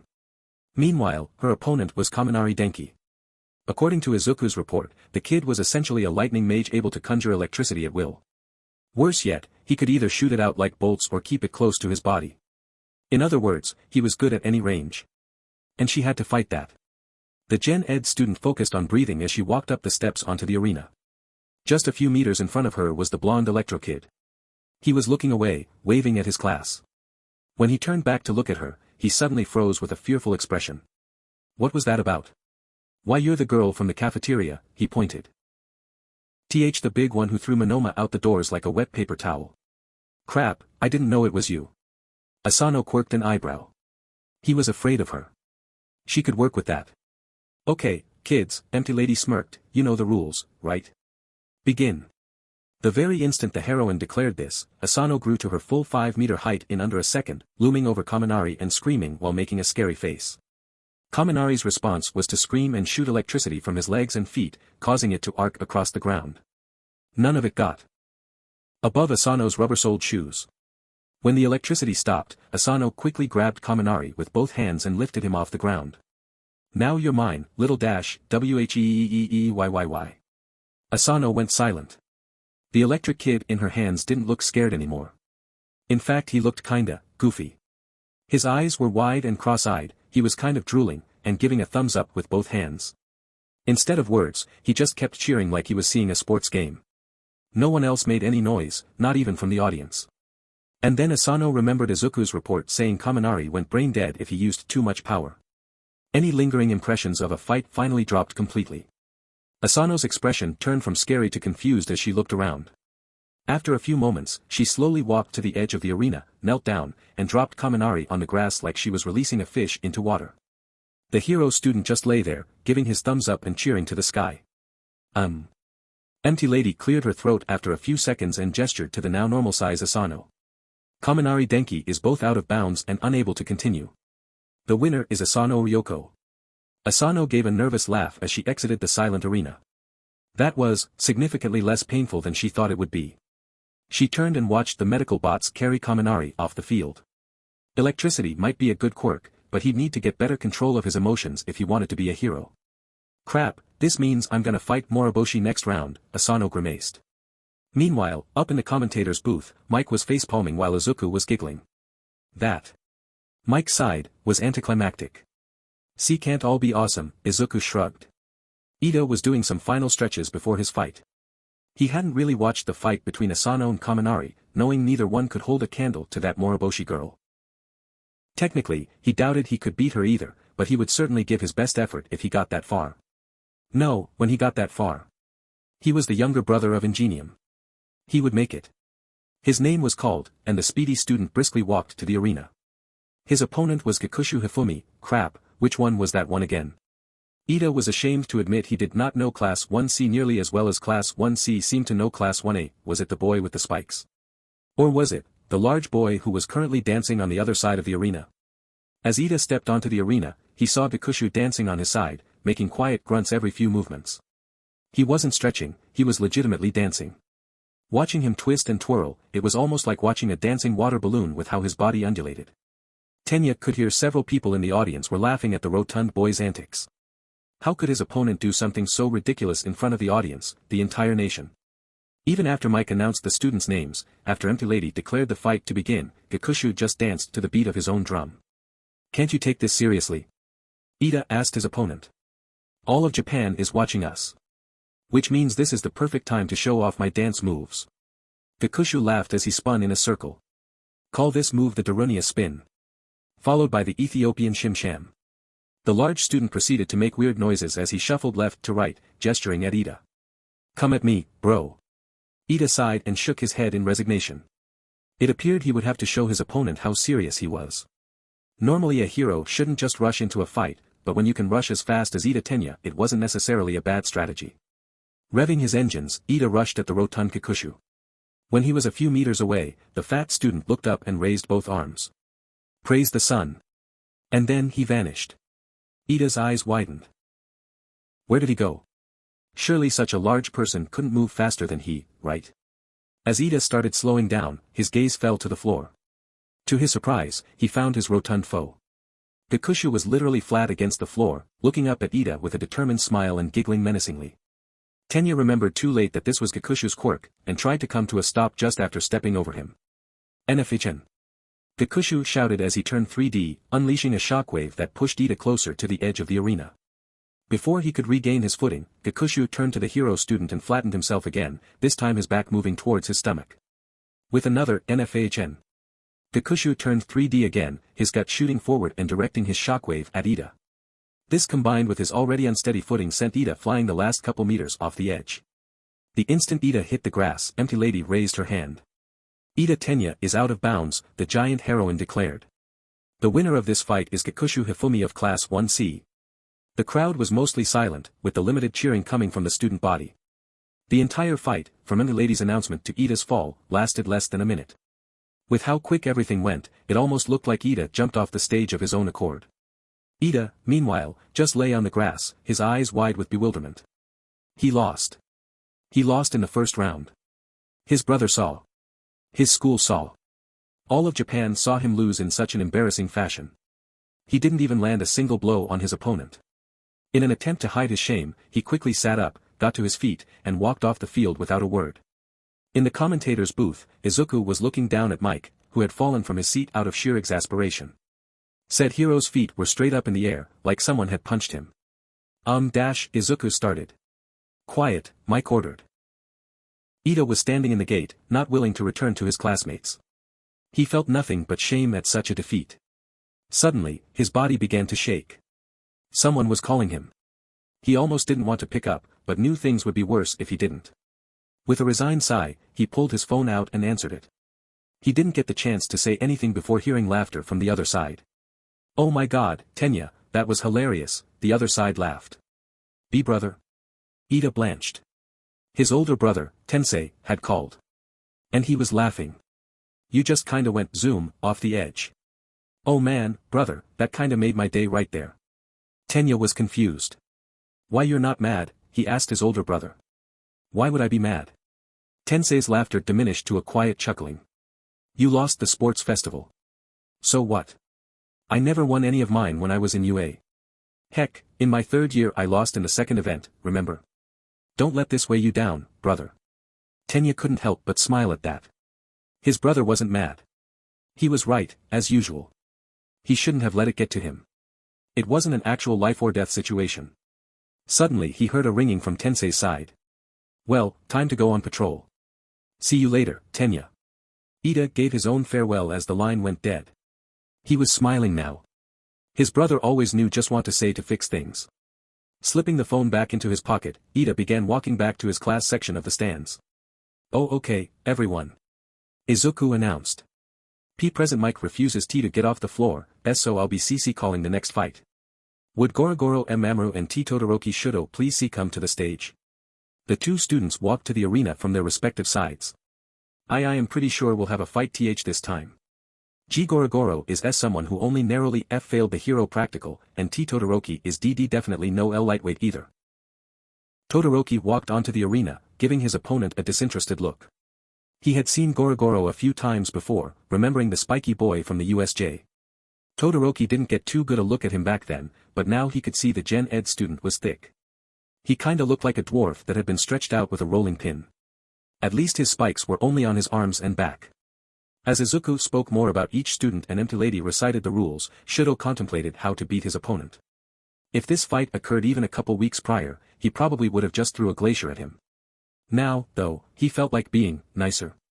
He still couldn't bring himself to use his fire, but he didn't feel the need to vent his frustrations by reenacting the sinking of the Titanic with his schoolmate.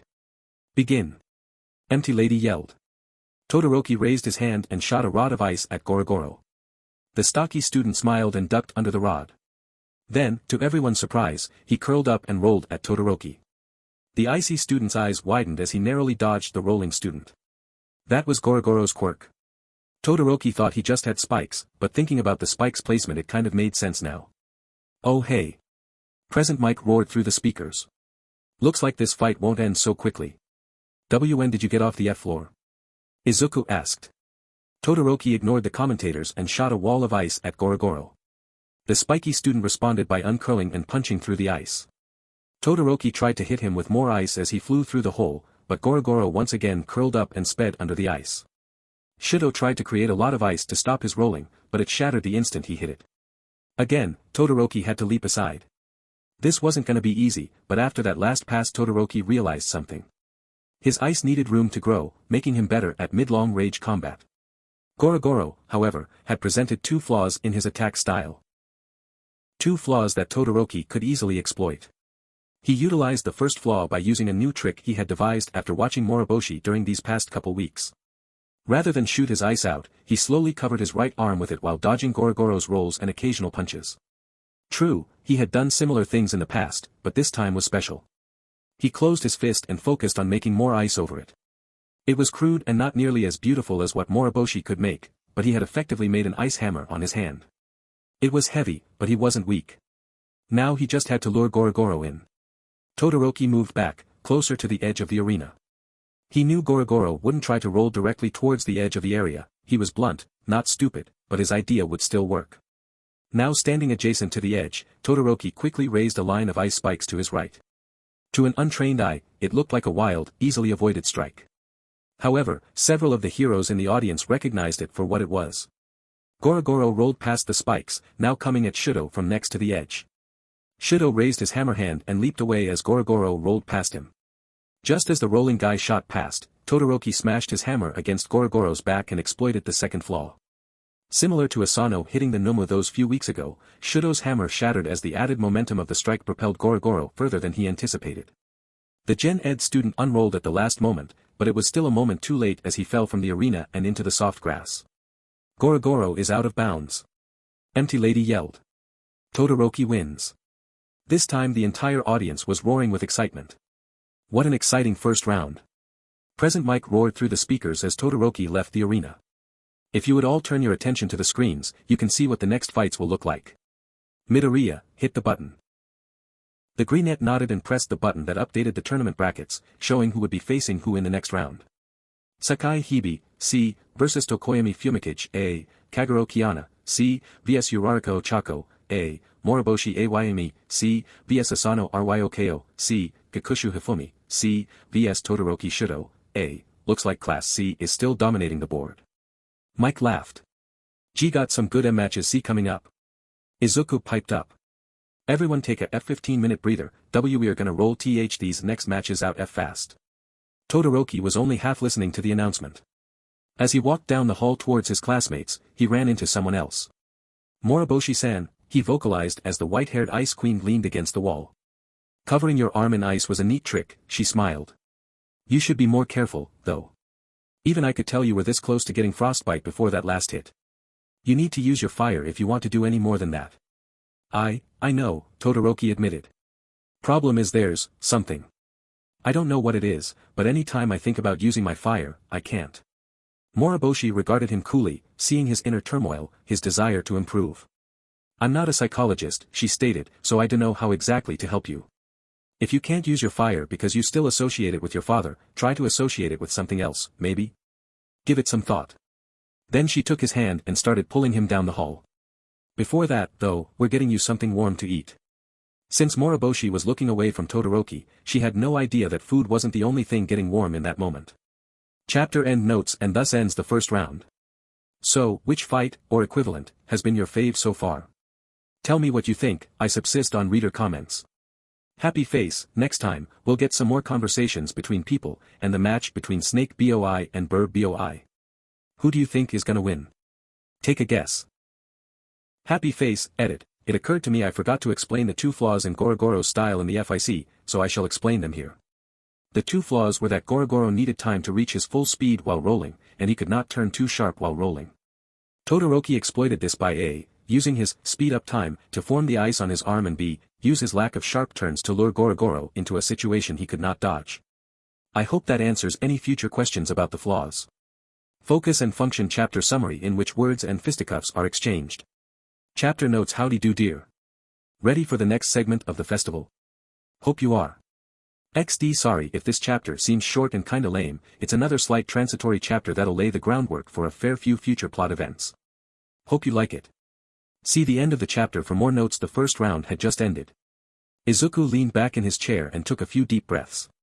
Present Mike had climbed back into his seat during Todoroki's fight, and was now drinking from a water bottle. Cue quite an exciting first R round, huh? Izuku smiled. Most of it, Mike chuckled.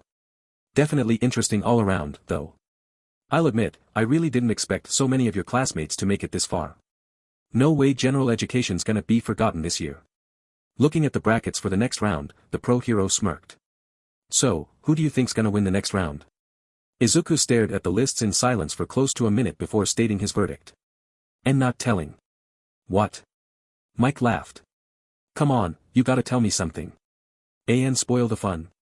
Izuku smirked. Oh, you jerk. While present Mike and Izuku were discussing the odds of winners in the next round, Moriboshi had successfully dragged Todoroki to one of the outside food stalls. It was a large stall, with multiple dishes cooking all at once. Moriboshi sat on one of the stools, pulling the still confused/flustered Todoroki down next to her. Pick something hot, the Ice Queen gestured, my treat. We're the last ones, so we can take our time eating. You don't want to watch your classmate? Todoroki asked, eliciting a laugh from Moriboshi, which made him feel even more warm. Sakai-kun's gonna kick Birdboy's ass, Moriboshi stated like it was a historical fact. Now come on, place your order. There was a few seconds silence before Todoroki pointed. I'd like some chilled soda. His words were cut off when Moriboshi flicked his brow. Something hot, numbskull, she glared. Since you refuse to use your fire, you'll need to find alternate means of warming yourself up. Take it from me, hot foods are actually a good option. Now try again. Moriboshi kept glaring at Todoroki until he finally relented and ordered some stir-fry. Moriboshi gave a warm smile and ordered yakiniku. As the meals were being cooked, she looked back at the icy hot boy and said, so, tell me about yourself. What? The sudden question caught Todoroki off guard. Tell me about yourself, she repeated as she leaned on the counter, her ponytail dangling behind her. Do you got siblings? What's your mother like? Or even the big question, what is the exact reason you can't use your fire? I know part of it is because your sperm donor is Endeavor, but that can't be all, can it? I understand if it's personal, but in my experience talking about rough stuff, even just a little, can help so much. Todoroki was about to reject the idea, but then he saw her face. While her wording was nonchalant and casual, her expression was one of pensive worry. Was she genuinely worried about him? The only people he could ever remember being worried for him were Fuyumi and his mother. Not only that, but the look of worry on her face was making his chest hurt. For reasons he was only beginning to understand, he never wanted to see her make that face. Todoroki took a breath as their meals arrived. It smelled delicious, but before he took a bite there was something he wanted to know. You first, Todoroki stated. What is a girl with a beauty or strong quirk like yours doing in general education? Because I applied for it. Moriboshi laughed as she started eating her yakiniku. I don't want to be a hero, but I wanted to attend UA because any UA graduate is basically guaranteed a spot in any university. Why you don't want to be a hero? Todoroki asked with wide eyes. Pro-heroism was Japan's most sought-after occupation. He had never met someone who didn't want to be a hero at some point in their lives. Nope, the girl shook her head. There's more to life than being a hero. There's more to heroics than being a hero. My goal is to work for the government or armed forces once I graduate. I don't want to be a poster child for our current society. They took another few bites in silence before the ice girl poked him with her chopsticks. Your turn. Why do you want to be a hero? Todoroki froze for a moment. I don't know, really, he admitted. This role was kind of forced on me, decided even before I was born. Before you were. Moriboshi whispered. What do you know about quirk marriages? Oscar was lost. The mouse boy stepped outside to grab something sweet from the stalls to bring to Asano, but couldn't find his way back to the waiting rooms. He found his way back to the stands or the field multiple times, but just could not find the one room he needed to find. Why did the hallways have to be so confusing? As he jogged past a vending machine for possibly the 5th time, he gave a squeak of surprise as his face bounced off something soft and he fell to the ground. At least he didn't land on his tail again. Rubbing where he landed, he looked up to apologize when he saw just who he had bumped into. It was that tall girl from 1A. What was her name? Yaoyorozu, that was it. Wait. She was tall, and he was short. That means the soft thing his face hit. Oscar immediately turned bright red and spun around to prostrate himself before the hero student. I am sorry. I wasn't watching where I was going, and it's okay. Yaoyorozu waved her hands, trying to calm the mouse boy. I should have been watching where I was going as well. Her eyes widened a bit as she realized who she was talking to. Hey, you're from class 1C, right? Why yes, Oscar said as he looked up at her. I was trying to find my way back to the Class C waiting rooms, but I got lost. Momo stared for a few more seconds before smiling and holding out her hand.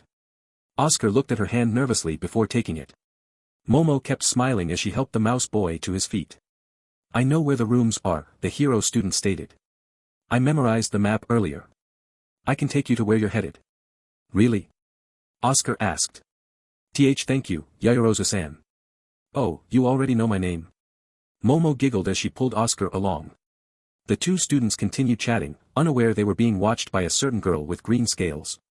Away and we're back. Present Mike yelled as the 15-minute break ended. Everyone ready for the next round. Gimme a yee-yee-ya. The audience roared with excitement. Rock on. Midoriya, call out the fighters. Why you got it. Izuku cheered. From my own class of 1C, come on out Sakai Hibi. The crowd cheered as the blue serpent slithered onto the field. And from class 1A, give it up for Tokoyami Fumikichi. There was another cheer as the bird headed by stepped up. So who will win? The flying serpent, or the Master of Shadows? I'd say place your b-bets, but gambling isn't allowed on school GG grounds. This got a laugh from the crowd as an lady stepped forward to restate the rules. Tokoyami watched Sakai as he curled into his tight S-curves. He would need to keep a close eye on Sakai. He had been caught by surprise when he fought Choji, and his body was still aching from the blows. Meanwhile, the snake in front of him had demonstrated masterful agility during his fight against Ishido. He would not underestimate this schoolmate, even if they didn't have arms. Begin. Empty Lady yelled. Sakai did a spring launch at the exact same moment Tokoyami conjured Dark Shadow. He knew that Sakai couldn't change direction midair, and his current trajectory would send him flying into Dark Shadow. What Tokoyami didn't expect, however, was for Dark Shadow to give a squawk of surprise and bend over backwards from the impact. Before Sakai could pull back, Dark Shadow grabbed him and threw him back across the arena. The serpentine student plopped on the ground and curled into more S-curves before Dark Shadow rushed him. Tokoyami's quirk slammed their claws into the arena, barely missing Sakai as he flew to the side. For a brief second there was nothing between Tokoyami and Sakai, but that moment wasn't long enough for the snake to spring launch. Dark Shadow screamed as they swiped their claws through the arena floor, doing everything they could to keep the snake away. Looks like another deadlock. Mike called out. Dark Shadow's just too fast for Sakai to find an opening. At the same time, Izuku piped up, Sakai-kun is too nimble for Dark Shadow to see catch. I have no idea who could win this one. Liar, you totally have an idea. Mike laughed. As the two commentators spoke, Tokoyami was beginning to feel the least bit frustrated. Sakai had dodged literally every move, sans that prior throw, and didn't even seem tired from all his launching. True, he didn't really get exhausted from using Dark Shadow in sunlight, but he wanted to end this fight before the judges declared time running out. He needed to finish this now. Dark Shadow clawed into the arena again, and again Sakai dodged. As the snake landed, however, he had to move again to avoid a chunk of concrete. Dark Shadow gave a menacing chuckle as he grabbed another chunk, ready to throw. The snake just laughed. Took a page out of Choji-kun's book, huh? Sakai asked. I intend to finish this quick, Tokoyami replied before Dark Shadow threw more concrete. Same here. Sakai shouted as he launched away from the concrete. To everyone's surprise, his launch sent him flying right at Dark Shadow. Rather than impacting it like he did before, Sakai looped around Dark Shadow's neck. Before the quirk could grab him, Sakai slithered down Dark Shadow's body like he were descending a tree. He moved faster than Dark Shadow could turn, and in mere seconds he was right in front of Tokoyami. The bird-headed boy was frozen in shock for a moment too long, and failed to dodge as Sakai shot out and bit into his shoulder. Tokoyami screamed in pain while Sakai coiled around him, pushing him to the floor from the added weight. Dark Shadow, get him! Tokoyami yelled. Instead of extricating his host, Dark Shadow stayed in place, poised to strike yet not moving an inch. Dark Shadow. I can't move, boss, the quirk hollered. Tokoyami's eyes widened from shock as Sakai stopped biting and slowly uncoiled from around him. The hero student tried to get up, but found he himself was also frozen. What's this? Mike asked. Sakai's let go, but Tokoyami isn't moving. That's Sakai's other trick, Izuku smiled. Along with his S-size and speed, Sakai-kun also has a PP paralytic venom. One B-bite and you're down. He couldn't use it during his fight A against Ishido-san due to her acid, B but Tokoyami-kun lacks that defense. As Izuku explained this, Sakai slithered away from the prone bird boy. The Venom's gonna hold him there for 10 minutes, he addressed him to Lady. Can you call the fight now, or do I have to pull him out of the arena? I don't think that's necessary, the giant heroine smiled and raised her hand. Tokoyami Fumikage is unable to continue. Our first semi-finalist is Sakai Hebi of Class 1C. The crowd again cheered with excitement at the declaration. Sakai slithered back towards Tokoyami, who was looking at him with a tense glare. The Venom's also a blood clotter, Sakai explained. You don't need to worry about bleeding out or nothing. You did good, dude. Might want to focus on beefing yourself up, though. With a bow of his head, Sakai left the arena just as the medical bots rolled up to carry Tokoyami away. Mike then announced that, once again, they would take a few-minute break so Cementos could repair the arena. Todoroki and Moriboshi were walking back to their respective waiting rooms in silence. He had told her everything. The quirk marriage, how his father treated him more like a weapon than a son, what his mother did, all of it. Moriboshi had listened the entire time, never speaking up. Her face was a mix of impassive and concerned, though her freezing her chopsticks, plate, and stool were signs she had been anything but calm. It felt nice. Nice knowing she was just as enraged over his father as he was. When they reached the Class A waiting room, he nodded his farewell and turned to open the door. Before he even touched the handle, Moriboshi's hand shot out and grabbed his own. I get it, Moriboshi stated. He turned to her, and was shocked to see the faintest hint of tears in her eyes, glimmering like small flecks of ice. I understand completely why you feel the way you do, now. Why you worked hard to shove that fire aside. But you must understand, that fire is yours, not his, not anyone else's. Yours and yours alone. I know, Todoroki admitted. I'll see what I can do, but, thank you. He gently pulled his hand away and stepped into the waiting room, leaving Moriboshi alone in the hallway. She stood in silence for a minute or two before wiping her eyes and reaching into her pocket. With a look of hardened determination, she pulled out a cell phone, hit a few buttons, and held it to her ear. Uncle, it's me. I'm calling in a big favor. Chapter end notes. Yeah. Not sure I got anything to say after that. Anyway, next time will be the fight between Kagero and Uraraka. Winged Angel vs Gravity Angel. Who will win? Find out next time. Function and form chapter summary: the last 2.5 fights before the semifinals. Chapter notes: howdy do dear interwebby people. Sorry this update took so long to get out, my personal life has been crazy. Between stuff at work and working on Cobalt Star and Pokemon Shield, I've been distracted. But here it is. I hope you all find this entertaining. Also, to the folks who ain't seen it yet, I began posting the Boy Meets Eldritch Horror FIC you guys voted for earlier. You can find it in my profile, and another chapter will be going up later tonight. Now read on. See the end of the chapter for more notes. While Sakai was fighting Tokoyami, Uraraka sat in the 1A waiting room. She had her match next, and she needed to clear her mind. It was hard, though, when every time she closed her eyes she just saw that pretty blonde lady. With her shining blue eyes, and her radiant smile, and her, no. Bad Ochako. Focus on your next fight. Shutting her eyes tight, the hero student took a deep breath. Her next opponent was Kagero Kiana. She had watched the winged students fight against Yaoyorozu earlier. She knew the girl's wings were tougher than they looked, and she could actually use them to hit people. Uraraka was uncertain how skilled she really was in hand-to-hand though, considering Kagero had asked Yaoyorozu for a weapon before the match began. She couldn't rely solely on that hypothesis, sadly. With everything Class 1C has done, she wouldn't be surprised if Kagero could electrify her feathers or something equally out there. The PA called the end of the current match, and Ochako got to her feet. It was her turn. She gave a quick glance to Todoroki, the only other member of 1A to get this far, before stepping out. As she walked down the hall to the field, she was passed by the medical bots carrying Tokoyami on a gurney. She gave him a worried glance, seeing he was stuck in what looked like an uncomfy position. Wait, Tokoyami said, causing Uraraka and the robots to stop. Uraraka-san, a word of warning. I don't know how much you heard over the speakers, but don't let the snake bite you. He can paralyze, Uraraka nodded. I saw him use it during the USJ. I know, don't worry. Tokoyami gave a sigh of relief, and the robots continued their trek to Recovery Girl's office. Uraraka watched for a few seconds before continuing her own walk to the field. She squinted a bit as she stepped outside, taking in the roars of the crowd. Here are our next fighters. Mike yelled. On one side, the Queen of Gravity and Behemoth of Class 1A, let's give it up for Uraraka Ochako. From the other side, Izuku stuttered, the W winner of the first T2 events and C-Class president for 1C, give a shout for Kagero Kiana. the two combatants stepped onto the arena. Uraraka stared at Kiana, taking every detail she could. Kiana just stood there smiling at Uraraka, her sleeves rolled up to her elbows.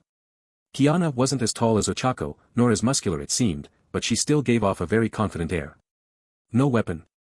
Ochako asked. "I thought you used a sword earlier. Do you have a weapon?" Kiana asked in reply. There were a few seconds of silence before Ochako shrugged, getting Kiana's point completely. Uraraka raised one arm while tapping it with her other hand, lessening her gravity. At the same time, Kiana stretched her wings forward and hunched down a bit. Both girls were ready. Empty Lady called the fight to commence, and both girls shot towards each other like bullets. Ochako utilized her lessened gravity while Kiana just flapped her huge wings to propel her forward. Both girls met in the middle of the arena, their fists bouncing off each other. Ochako followed up with a kick that was blocked by Kiana's wing before dodging the angel's own fist. Ochako jumped back to avoid Kagero's swinging wing before shooting forward again with a left hook. To her surprise, Kiana saw through this, grabbed Ochako's arm and hurled her towards the edge of the arena. To avoid flying out, Ochako negated her quirk before reactivating it and charging Kiana again. "Whoa, and we thought a few of the earlier fights were wild." Mike roared as the two girls fought down below. Both girls definitely have combat T training," Izuku pointed out. And it looks like Ochako-san's H height is kinda working AGG against her here, since it's harder to deduct under Kagero-san's wings. This was proven true when Ochako got a face full of feathers and was pushed back a bit. Kagero followed up with a few punches to Ochako's gut and chest, trying to utilize the hero student's reduced gravity to push her closer to the edge. Uraraka swung her fist at Kiana's face, but missed at the last moment as the Gen Ed student flew up a few meters before crashing back down and narrowly missing Uraraka with a slam that cracked the concrete. "Flying?" Ochako giggled. "I thought you were gonna play fair here. You can reduce your own gravity," Kiana pointed out with a smile. "I believe that qualifies." Kiana shot forward as Ochako prepared another punch. Just before impact, however, Kiana shot to the side, dodging the punch, then flew back and grappled Ochako. The two students spent a good minute or three fighting for dominance in that middle spot, neither giving an inch and the crowd loving every exchange. Both girls gave as good as they got, and sported bruises and bloody lips when they finally separated. They panted for air, their arms and legs sore from the exertion. Even Kiana's feathers were ruffled and uneven. After catching their breath, Kiana moved one wing into a shielding position and readied her right hand for another punch. "Ready to go again?" Kagero laughed, clearly enjoying the fight. "Actually," Ochako smiled softly, "I need to apologize." "Apologize?" Kiana voiced. "For what?" Rather than a verbal reply, Kiana received the answer in the form of a much faster Ochako appearing right in front of her. Before the angel could react, the gravity girl pushed her wing aside like it was a window curtain and delivered a single hard punch to Kagero's stomach. The impact was strong enough to send Kiana flying backwards, surprising literally everyone in the stands. Kiana spread her wings to halt her flight, but in doing so left herself open to another hard punch. How was Ochako moving so fast now? And hitting so hard? Before Kiana could finish her thought, her opponent delivered one hard kick to her sternum. The force of the blow was enough to both knock the wind out of Kiana's lungs and knock Kiana herself out of the arena. She bounced off the grass, and Empty Lady immediately called the match. "Kagero Kiana is out of bounds," the giant heroine shouted. "The winner is Uraraka Ochako." The crowd again went wild at the result, and Ochako quickly jumped from the arena to help Kiana to her feet. "I'm sorry," Uraraka whispered as she carried the angel off the field. "I didn't hit you too hard, did I?" Kiana could only shake her head in reply, still too winded to speak as the two staggered towards Recover Girl. "Did that just happen?" Heishida asked the rest of his class in the stands. "Seriously, did that just happen? Where did that even come from?" Hojo asked, her tongue flailing wildly. "It's like she leveled up mid-battle or something." "She wasn't happy, though," Katsura asked, her head bowed. The blind girl had been watching the battle carefully, taking note of each emotion. She could feel Uraraka was full of regret in those last few seconds, like she didn't want to go that hard. That was confusing. Why wouldn't she want to do her best? She'd have to ask later. For now, she was feeling an incredible amount of fear from her right. Turning her head, she could feel that emotion absolutely flowing off Sakai. Anyone who did have vision that looked at Sakai could see him vibrating. Despite his lack of eyelids, his eyes looked wider than usual, as well. "Sakai-kun?" Katsura asked. "I gotta fight that next round," the snake whined. "I'm gonna get curb stomped." Todoroki sat in the Class A waiting room. He didn't really pay attention to the fight. He was fairly certain Uraraka would win, anyways. He had encountered her a few times in the past and witnessed some interesting things. Putting that aside, he kept focusing on what he was doing. Trying to call his fire. He could feel the heat. He could call on it to help melt ice easily. Any time he tried to conjure actual flame, however, the minute he felt it coming his vision would be filled with his father's face. He'd push the face away, but when he did he'd notice his arm was cold again. He sighed and tried again. And again. Every time ended in failure. Why couldn't he do it? He needed to do it, he knew that. So why? He was shaken from his thoughts as the next fight was announced. This is gonna be an interesting match. Mike yelled over the PA system. A face-off between two members of Class 1C. Asano Ryoko vs Moriboshi Im. Izuku yelled with him. Asano-san can make herself very tall, while Moriboshi-san can conjure and control ice. Todoroki heard the crowd roar with excitement at such an unusual matchup. He heard Empty Lady call the fight to start, but didn't need to watch the fight. He had no doubts who the winner was going to be. So, Midoriya, Mike asked, got any ideas who's gonna win here? Well, Izuku stuttered, I know these two sparred a lot during the past few weeks. Asano-san had one glaring weakness in the past, so if she's gotten that covered Izuku stopped as Todoroki heard a loud, kyaa. Followed by the sound of something heavy hitting the ground. And there it was. Asano Ryoko is unable to continue. Empty Lady declared. The winner is Moriboshi Im. The crowd sounded less enthusiastic as Todoroki got to his feet. It was his turn now. Stepping out of the room, he was careful to peer around the corners to make sure Endeavor wasn't waiting to ambush him again as he made his way to the arena. The crowd roared as he presented himself when Mike called his name, and he calmly walked up the steps to the arena.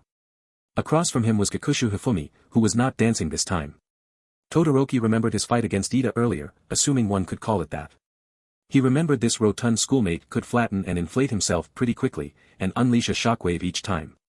He had no idea how hard those shockwaves could hit, though. Were they strong enough to shatter ice? How many times could he change in succession? The ice user chuckled a bit, amused at how much he had changed since joining UA. Before he wouldn't have given this fat guy a second thought.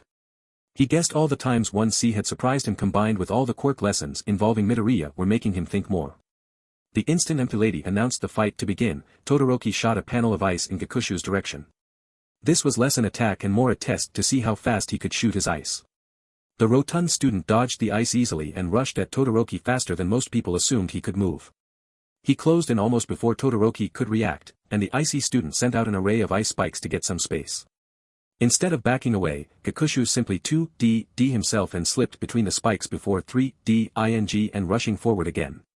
Caught by surprise, Todoroki shot a large rod of ice at Kikushu, and realized too late it was too high. His eyes widened as he saw the pole shoot right for his schoolmate's head, their eyes wide with shock. Todoroki stopped the ice fast as he could, but not before the pole extended a few meters over Kikushu's shoulders. His head was nowhere to be seen. The entire audience was silent, staring at Kikushu's unmoving form. After a few seconds, though, something unexpected happened. Kikushu's headless body slowly took a few steps to the side, away from the ice. Todoroki watched with wide eyes as the silent body moved like a person after a near miss. Oh wait, it was a near miss, wasn't it? After a moment, Hifumi clenched his fists and there was a pop, as his head reappeared right where it belonged.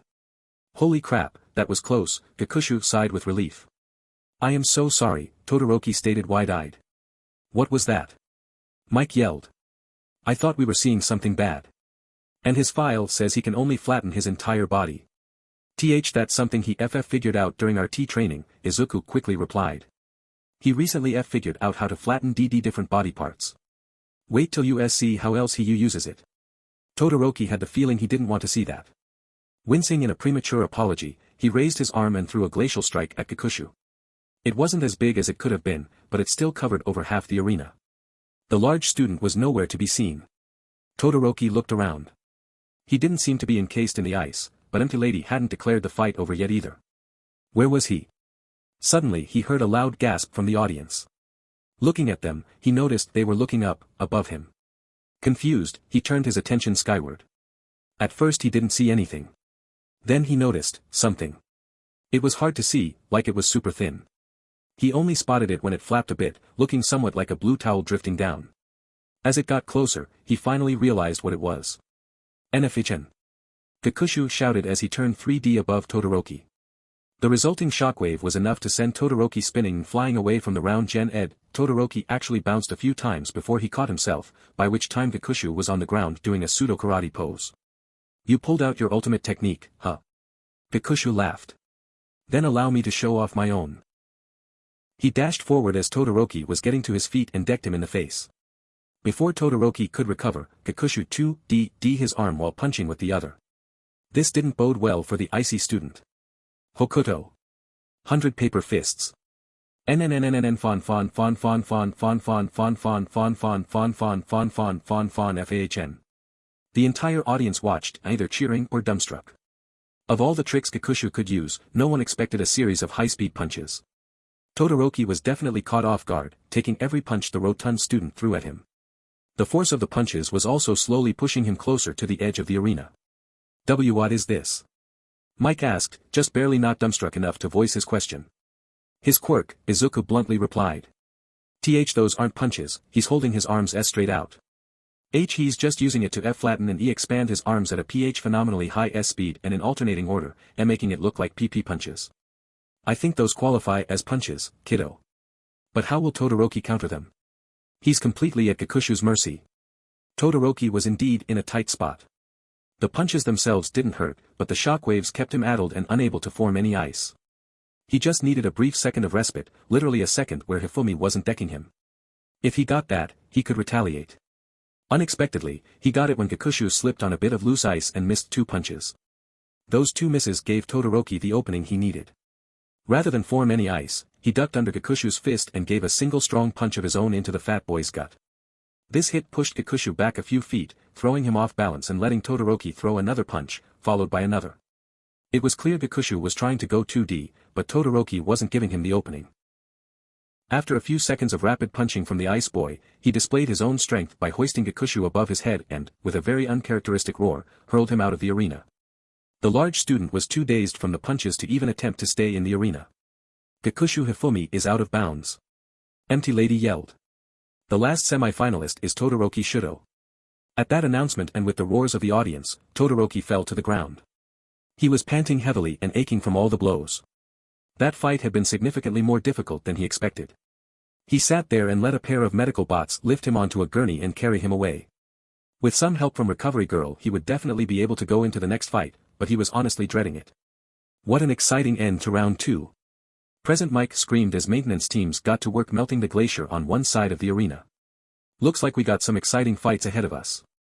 You bet. Izuku smiled. Up next are the semi-final M matches. Call it off, MT lady. Sure thing, Green Bean, the giant heroine winked at the commentator's box before turning back to the crowd. The first semi-final match will be between Sakai Hebi of Class 1C and Uraraka Ochako of Class 1A. After that will be what I bet's gonna be the second most exciting match this entire festival, with Moriboshi Iam of Class 1C facing Todoroki Shudo of Class 1A. Snake vs. Gravity, and a fight between the Ice Queen and the Ice King. We'll take a few minutes break before the next match, so get your drinks and grab a coat, cause you can bet things will get a bit chilly before the end. Chapter end notes. How was that for exciting? Quite the fights between powerhouses, and things are only gonna get more explosive soon. Until next time. Foreman Frost Chapter Summary. The semi-final matches. Chapter notes. Howdy howdy. This chapter contains both the semi-finals. One fight will be funny, the other one will be, well, you gotta watch and see. See the end of the chapter for more notes. Sakai was nervous, that much was obvious as he slithered towards the arena. He knew he had luck when he took down Ishido. He knew he had skill when he beat Tokoyami. Luck and skill. He had both in abundance. Despite this, he knew he was screwed. His next opponent was Uraraka Ochako. A kind, respectful student of Class 1A who had literally beat Kiana out of the ring.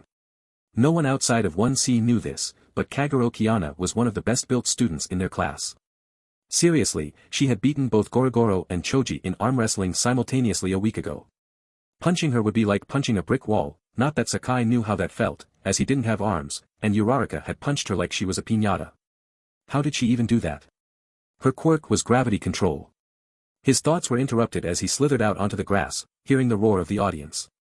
Moving up onto the arena, he saw Uraraka Ochako on the other side.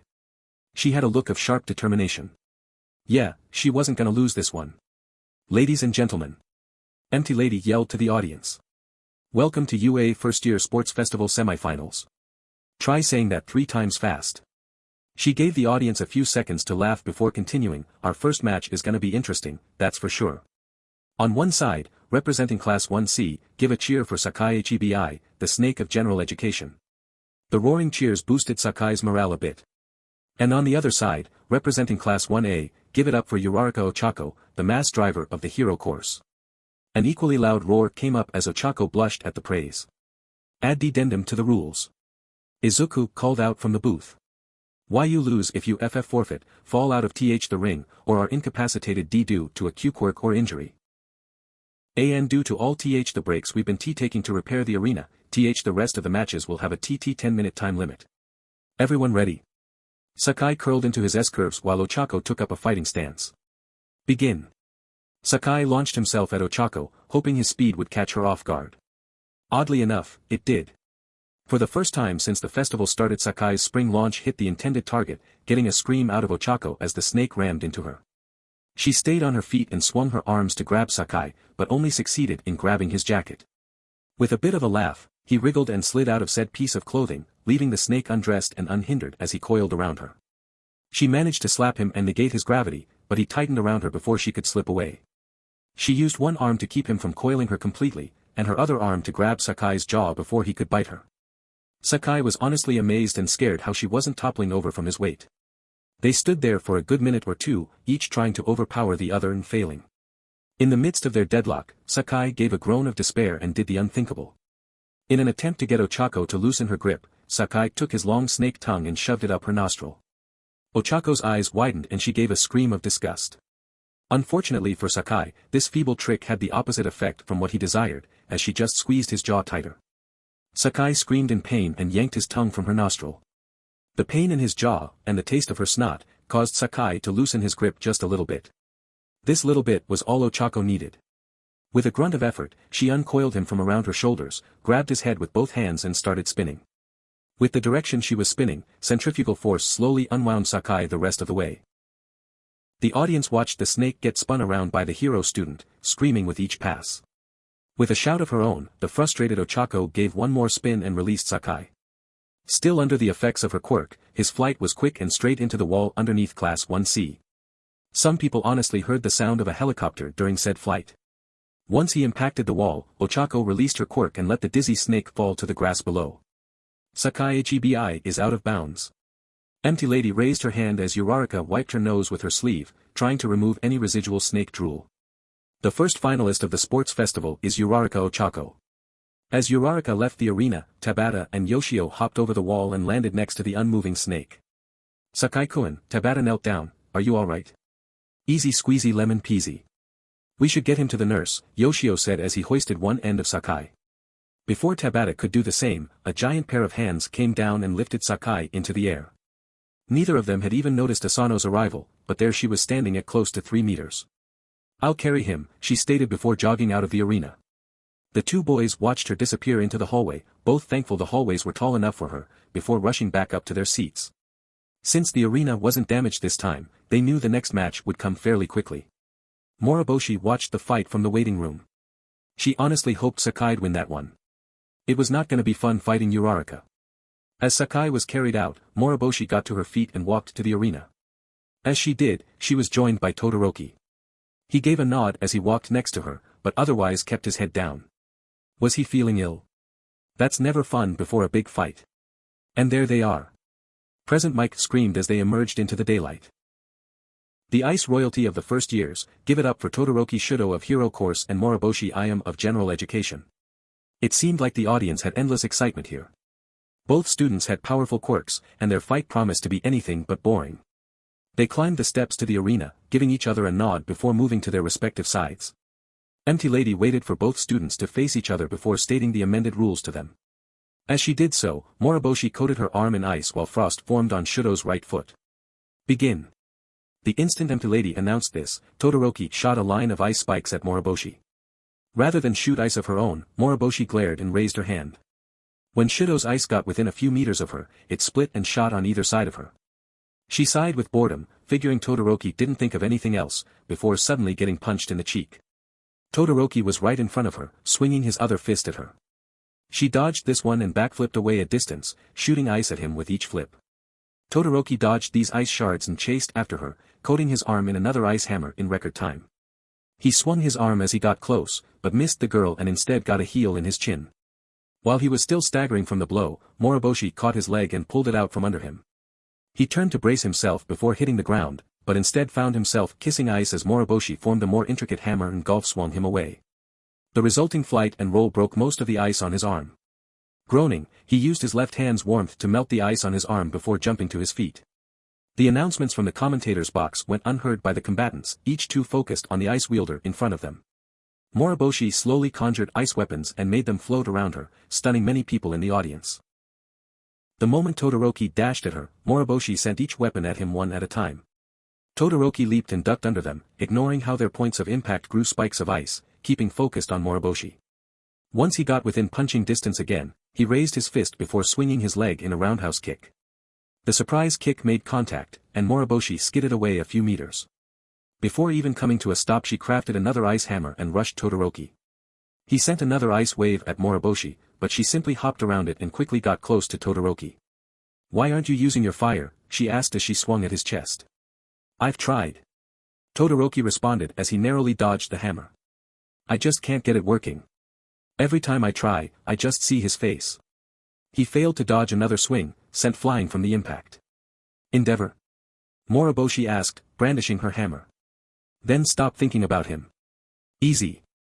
"Not easy." Todoroki yelled as he threw another wall of ice at Moriboshi, who smashed through it easily. "I've tried everything, but it just feels like my fire is bound to him no matter what I try." "Damn it, it's your fire."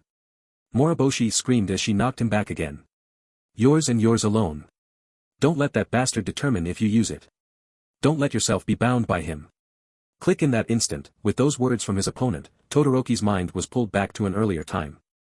A happier time, one of the last ones he had with his mother. They were watching a video of All Might being interviewed, and Shudo had declared his desire to be like All Might. His mother then hugged him close and uttered words very similar to that. "You don't need to be bound by your bloodline." With those words, his left side heated up. In shock, he looked down and saw flames licking up his forearm. Then a large burst came from his shoulder. He looked at Moriboshi in awe. He caused his flames to grow bigger, but Endeavor was not in his sight. The flame hero wasn't even in his mind. She was the only thing he could see now. Moriboshi, I am. The girl who pushed him to be better. The girl whose words unbound his flames. The girl he liked. Shudo gave a smile. Then a chuckle. To the surprise of everyone watching, Todoroki broke out laughing.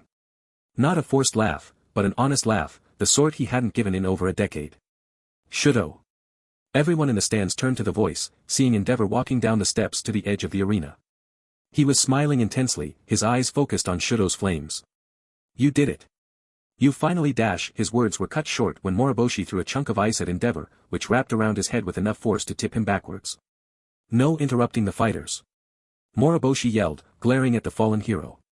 Izuku said over the tumult, "I know that attacking the audience is PP prohibited, but we can let that one instance slide, right?" "Works for me," Mike announced, "but do that again and you're out." Moriboshi responded with a thumbs up before turning back to Todoroki, who had stopped laughing and let his flames run over his left side completely. "How does it feel?" she asked. "Feels good letting it all out, huh?" "It does." Shudo smiled. "I can't remember the last time I felt like this." Moriboshi smirked and got into a fighting stance, summoning icy gauntlets on both hands. "Ready to finish this?" I am smiled. Todoroki nodded in reply and intensified the flames. All the ice around him melted almost instantly, and Moriboshi conjured an ice pillar underneath her feet to propel her at Shudo. Todoroki slowly held out his left hand, directing all his heat at the Ice Queen before him. Neither student paid any heed to Cementos attempting to raise barriers between the two to stop the fight before it got too far. "Moriboshi, thank you." There was a flash as the two sides collided, and the arena literally exploded. Blocks and shards were sent flying in every direction, with the distance between the arena and walls being the only thing keeping the projectiles from hitting the audience. The force of the explosion was enough that the full-size lady was pushed back, her head narrowly missing the window to the commentator's booth, but still making a sizable dent and knocking Mike from his chair. Several audience members and students were pushed back by the force, and Endeavor, who had just gotten up, was pushed back down. Even after the shockwave stopped, the arena was covered in smoke and mist. The audience was in shocked silence at the display of power. "Wah!" Mike said from his spot on the floor. "What the hell was that? How did that even happen?" When everyone was using ice, Izuku quickly explained, it cooled down the air in the arena. When Todoroki-kun started using his F-flames, it heated that air up, causing the air to expand at an explosive level. Thanks for the science lesson, Mike got back into his chair, but what about the students? "Empty lady, think you could dash on it," the giant heroine groaned as she rubbed her head. Taking a few steps, she quickly waved her massive arms, creating another wind that removed the cloud over the arena. What everyone saw made them even more surprised. Todoroki was still standing. He was panting and hunched over, exhausted from the effort. Half his jacket was also gone, and his left pant leg was still on fire. He was looking forward, but was in shock at what he saw. Moriboshi was still in the arena, also panting and on her knees. She was actually only a few meters away from him. Between the two students was a large shield made of ice. Moriboshi's hands were on the shield, indicating it was her creation. Judging from the condition of the shield and the scorch marks on the ground, Moriboshi had conjured this shield just before the last attack made contact, and somehow kept it up despite the immense heat. Only Todoroki noticed Moriboshi's nose was bleeding. Taking a breath, the ice girl twisted both hands and gave a shout. This resulted in two fist-sized chunks of ice shooting from the shield and colliding with Todoroki's chest. Even if he wasn't too tired to get back up from such a hit, the ice sent him flying from the arena, dropping him on his back on the grass. As he hit the ground, Moriboshi herself gave a sigh and fell backwards, landing on her rear and perching on her hands. The stadium was silent for several seconds before Empty Lady cleared her throat and raised her hand. Todoroki Shudo is out of bounds. The second finalist is Moriboshi Im. Chapter end notes. How was that for a battle? I've had Moriboshi's fight there in mind since before I wrote the USJ. I am so happy to finally share it with you guys. Now, you're all probably wondering how her ice withstood his flames, right? That'll be explained next chapter. Also hope you guys got a laugh from those pictures with Sakai and Ochako. Worked hard on those. Coming up, one last rest before the final match. Ice Queen vs Gravity Queen. Who will win? Stay tuned. Frost and Force chapter summary, the finals, and a big reveal. Chapter notes. Holy fricklesticks, we're finally here, people. The final fight of the sports festival. At this point, one could argue half the FIC is the festival. XD, it's been fun to write, but I am so ready to move on to the next arc. For now, though, we got one last fight to go through, a promise to be kept, and a winner to be declared. See the end of the chapter for more notes. Moriboshi and Todoroki were sitting in the infirmary. Due to the damage they caused to the arena, there was gonna be another half-hour wait while the maintenance crews fixed the arena. The two kids sat on their beds in silence, nursing their wounds. Both were freezing and covered in cuts. Todoroki was mostly looking at Moriboshi, having, mentally, come to terms with his feelings for her. He didn't know the first thing about romance, so when he spoke he decided to bring up another question he had. "Your ice." He started. "Why didn't it melt in the end there?" She looked at him for a few seconds before sighing and leaning back. "Something Midoriya-kun actually figured out," she explained. "You see, my ice is virtually indestructible while I'm forming it. Once I finishing manipulating it, however, it's no stronger than normal ice. So, a few days ago Izuku thought of something and had me try it out. I'd give you a visible demonstration, but I'm too tired. Anyway, what he figured out is that if I keep putting in the effort to manipulate my ice, but manipulate it into keeping its current shape, I can effectively keep it indestructible. But, like I said, we only figured it out a few days ago, so I don't have it anywhere near mastered. Really tuckered me out earlier. And almost gave you an aneurysm." Recovery Girl emerged from nowhere and bopped Moriboshi softly on the forehead.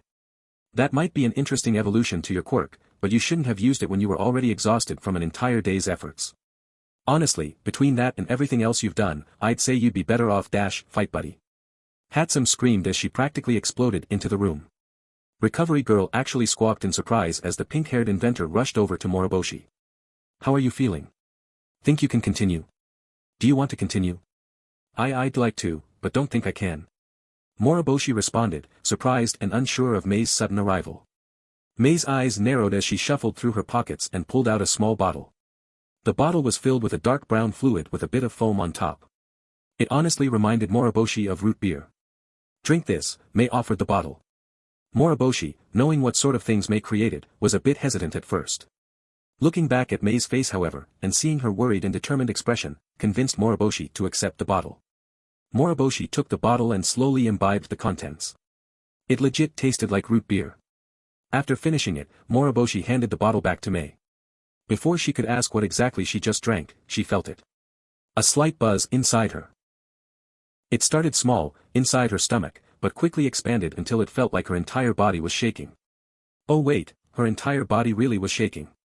What on earth did you give her? Recovery Girl asked. Heal her, Mei replied, looking down at Recovery Girl. Use your quirk and heal her. When no one moved for several seconds, Mei glared. Look sensei, unless you want Moro-chan to be wide awake for another 18 hours, use your quirk on her. Please. This surprised the nurse. She had never heard Mei say please about anything before. Suddenly it became clear this was a big thing for Mei. With a sigh, Recovery Girl hobbled back over to Moriboshi and softly kissed her forehead. As she used her quirk, the buzzing and shaking from Moriboshi slowly ebbed away. After a minute, Moriboshi wasn't shaking at all and her injuries were all gone. What was that stuff? Moriboshi asked with wide eyes, eliciting a big smile from Mei. A concoction of my own design, the support student replied. I don't have a name for it, but it's basically a super energizing drink that gives the drinker stamina for days. I had to dilute yours with root beer, hence the flavor, because even that little bottle would have kept you awake for a good 36 hours otherwise. Can't heal any injuries though, but since it skyrockets your stamina I put 2 and 16 together and figured out that drink combined with the nurse's quirk would let you heal back to full without making you drowsy at all. That's amazing, Recovery Girl whispered, noting Moriboshi's current condition. Can I have some? Todoroki wearily raised his hand. Why? Moriboshi asked. Why help me out like this? Well, you helped me before, Mei chuckled like it was a no-brainer. Plus, you're Mito-chan's friend. He blabs about you a lot, and after seeing what happened out there was no way I was gonna just let you retire due to injuries if you wanted to keep going. She gave a wink. Looking forward to the next fight, Moro-chan. There was silence after that as Moriboshi processed what she heard. Seriously, can I have some of that stuff? At the same time Moriboshi was undergoing her miraculous healing in the infirmary, Nedzu was in his office working on some paperwork. His guest had long departed for their hotel room, leaving the mammal alone. Humming a small tune he learned from Midoriya, Nedzu pressed a button and activated the air conditioning. The vents quietly hummed to life as Nedzu pulled out a packet of papers. Straightening it out nice and neat, Nedzu didn't even look as he drew one of his custom knives and threw it into the corner behind him close to the AC vent. Instead of a scream of pain or the thunk of steel hitting drywall, the principal heard a slight cracking sound. At this he finally turned with a knowing smile. In the corner next to the vent was a man. Both feet were against the walls, letting him stay a good 2 meters above the ground. He was garbed in a regal outfit reminiscent of how media portray ninjas, only it was a shimmering white like light reflecting off snow. His face was mostly covered, only his pale lavender eyes visible. He was holding a thick panel of ice with both hands, having blocked Nedzu's knife before it could impale his neck. The ninja chuckled. Sharp as always, sensei, the man said as he pulled his legs in and landed on the floor. Here I thought I was silent when I came out that vent. That silence is how I knew you were there, Nedzu laughed as he spun his chair around to face his former student. So, what brings you here, Moriboshi-kun? You know my hero name, sensei, the ninja chuckled. And I absolutely refuse to call you that, Nedzu laughed back. Like I asked, why are you here, young man? Rather than respond immediately, the man reached into his coat and pulled out a small black box and handed it to Nedzu. Portable hard drive, the man replied. My sweet niece called in a big favor. This drive contains some data that you may find quite interesting. Nedzu eyed the drive before accepting it. Plugging it into his computer, the mammal browsed a small portion of what the drive contained. As he looked, piece by piece, a wicked smile grew on his face. This is indeed quite interesting, Nedzu nodded. You have my thanks for this, the ninja pointed at Nedzu. Remember your promise for whenever you thank me? Nedzu stared at Moriboshi for a bit before sighing. Thank you, Frosty the Snow Ninja. The human in the room gave a fist bump and hooped. Nedzu turned to say something, only to see Moriboshi had vanished. The mouse/bear gave a chuckle and turned back to his computer, the prior paperwork forgotten. 30 minutes later. Uraraka took a drink from her water bottle before handing her bottle to the recently recovered Tokoyami. The bird-headed student nodded as Uraraka walked past him. It was time. The final fight of the festival. And here she is. Present Mike roared as Uraraka stepped into the field. The Queen of Gravity. Beast of the Hero Course. Giant among first years and hurler of snakes, hey. Sakai shouted indignantly. Give it up for Uraraka Ochako. The audience roared in response. And from the other side. Mike continued, knowing Izuku wouldn't be able to keep the hype, the Frozen Queen. The White Witch of General Education. The Unstoppable Winter and Hidden Beast of Class 1C. Give a shout for Moriboshi I am. The audience gave just as loud a roar as with Uraraka. Looks like they already got fans out there. Izuku laughed. A bit confused, both girls looked out at the audience. To their surprise, some people apparently spent the last break making banners with the girls' names on them. On top of that, they could hear some of the crowd giving personalized cheers. Go go Osihikeo. Go go Osihikeo. Moriboshi for the win. Chilly winter, freeze them in. How do they come up with these? Empty Lady was heard almost mumbling light-heartedly before clearing her throat. All right. You girls know the rules right. This is the last fight of the sports festival, so give it all you got. Begin. Uraraka took up a fighting stance and, she's right, Moriboshi stated, leveling her eyes at the gravity student. I want to fight you at your best. What do you mean? Uraraka asked. You've been holding back the entire time, Moriboshi nonchalantly replied. Todoroki told me earlier, while I was being healed. He's seen you do some things when you think no one's looking. I want to see it, too. She stood straight, slowly waving her arm. Ice grew from the floor behind her, amazing everyone when it formed into something like a Chinese dragon made of ice. Said statue growled at Uraraka. Show me everything you got. Uraraka stared at the dragon in shock for a bit longer before shaking her head. Moriboshi wanted to see what she could do. Alright, she earned that. Uraraka closed her eyes and took a few breaths before focusing on Moriboshi. At first it looked like nothing was happening. Then she felt the hum grow. It started in her chest and slowly spread through her body. Outwardly, people could see small lights emerge from her body. These lights spiraled around her, trailing small clouds of light. Blues and reds, pinks and yellows, the lights came in many colors. The clouds also had distinctive colors, but were transparent enough that any in front of her eyes did not hinder her vision. She clenched her fists, and the lights around her arms spiraled faster. This was her secret weapon. The gift she was given in the name of peace and hope. One for all, Nebula Shroud. In an instant, Uraraka shot forward in a blur of light.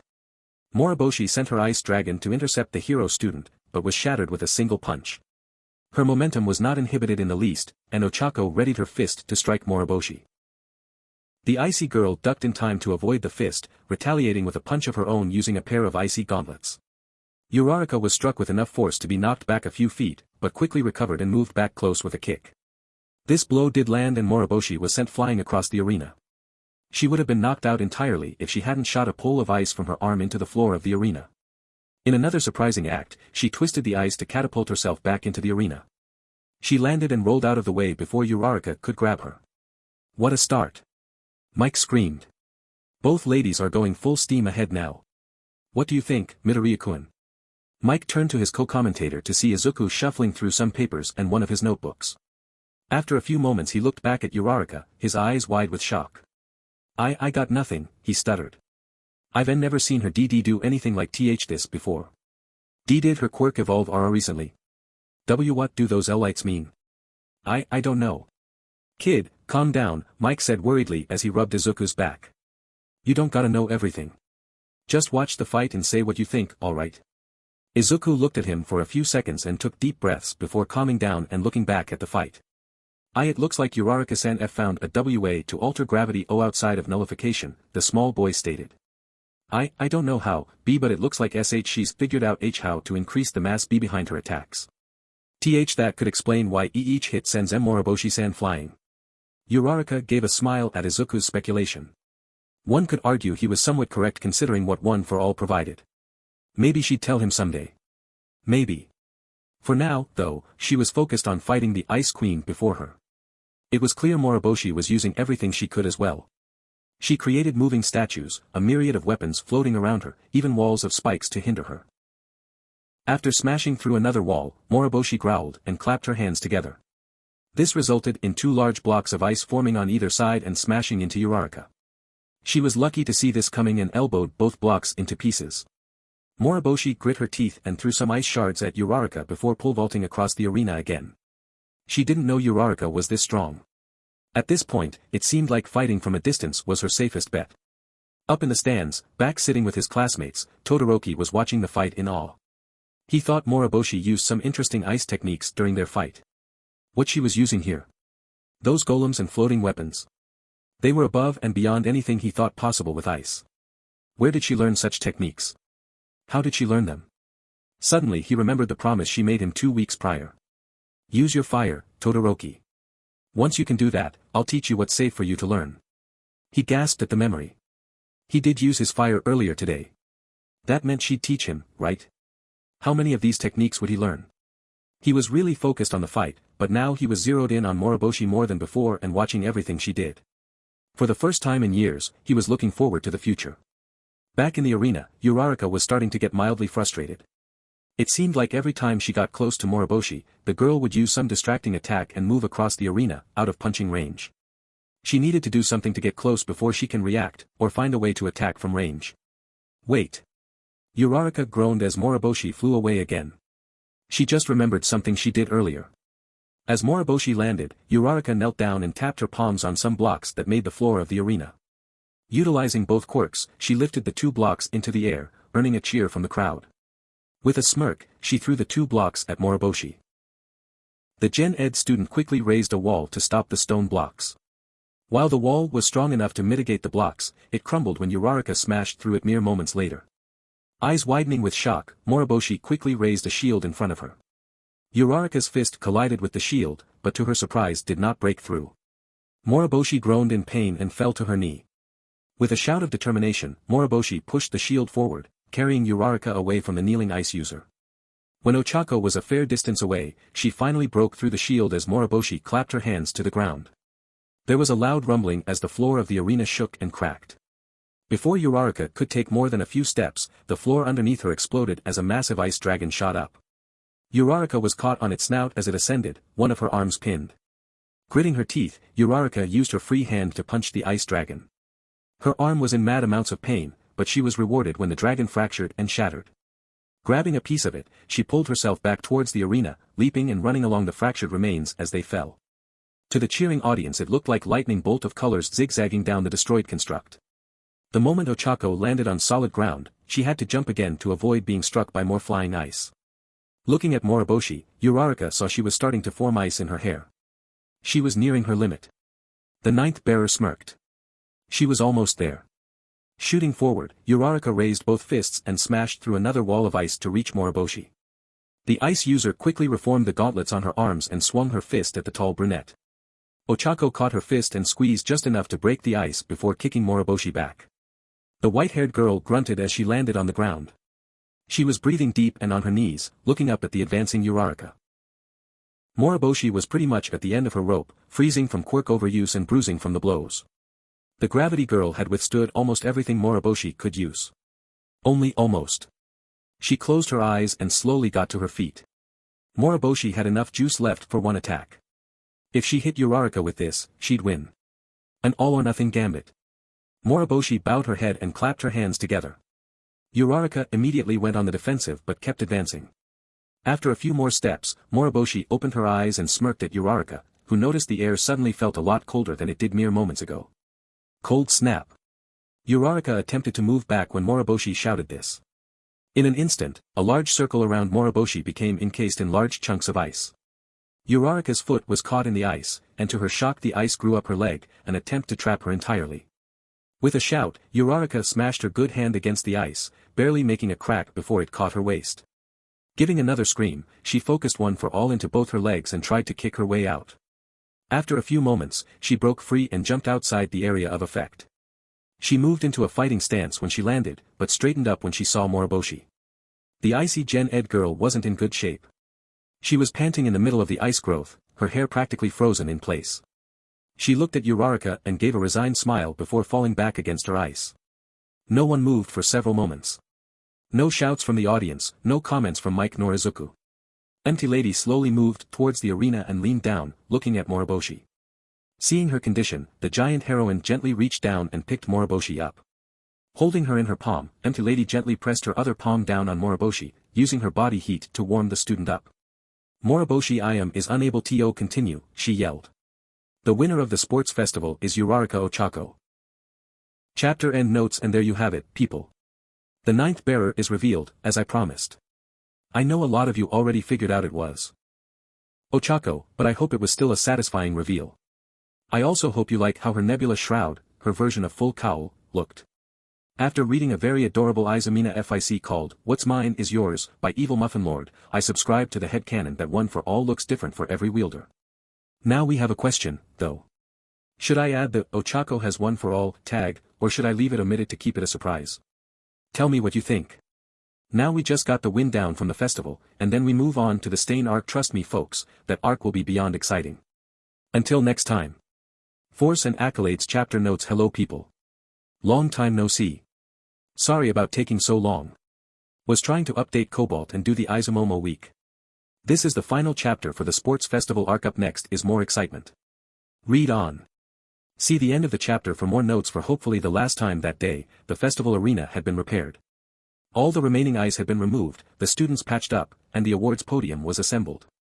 The 4 winners of the festival had been called to their positions, now they just waited for the podium to rise up to the field. Uraraka was at her well-earned spot in first. Standing to her right was Moriboshi, smiling contently. Todoroki stood on the third-place pedestal alongside Sakai Hibi. The snake was feeling a lot better after his spinny flight, and Todoroki was also healed from his fight. It's weird, he voiced to the serpent. When I came in I was mostly intent on winning this thing without using my fire. Now here I am, at third place despite using my fire, but I don't feel regretful at all. Because you finally opened up, Sakai stated. Todoroki turned to the Gen Ed student as they continued, this entire time you've kept yourself closed off from everything but what you felt was your goal. Using your fire, and acting the way you did, you let your true self out. Probably felt like taking a breath of clean air for the first time in years. And now that you know what it feels like, you're not gonna go back, are you? Is everyone in class 1C philosophical like this? Todoroki asked with bewilderment. Nah, Sakai tilted his head like a shrug. Suddenly the podium began to rise, going up through a door and rising above the stadium field. And here they are. Empty Lady called out as the podium stopped rising. The winners of the first-year sports festival. The best of the best for the current first-year class. And here to give out the medals. Roaring laughter boomed from overhead as a familiar silhouette appeared against the sky.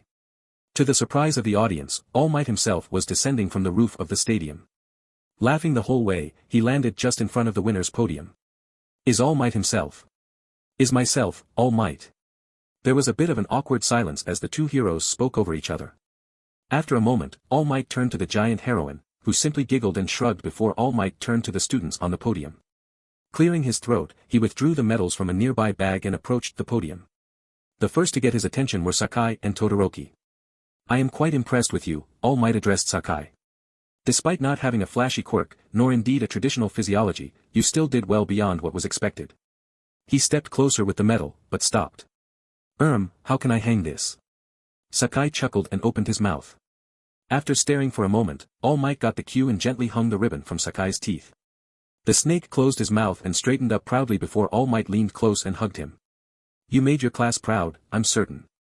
Next to be addressed was Todoroki, who stood straight as the hero approached.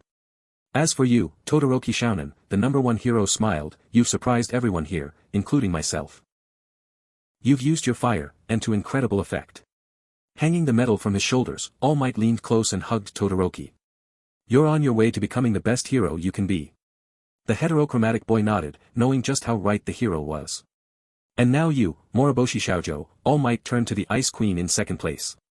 I'd say you've more than wowed the audience with your performance. You're definitely among the strongest students in our school. Placing the silver medal around her shoulders, he leaned close and gave her a light hug. The principal and I would like to speak with you after we're done here. Moriboshi nodded resolutely before All Might turned his attention to Uraraka. And finally the winner of this festival, All Might beamed.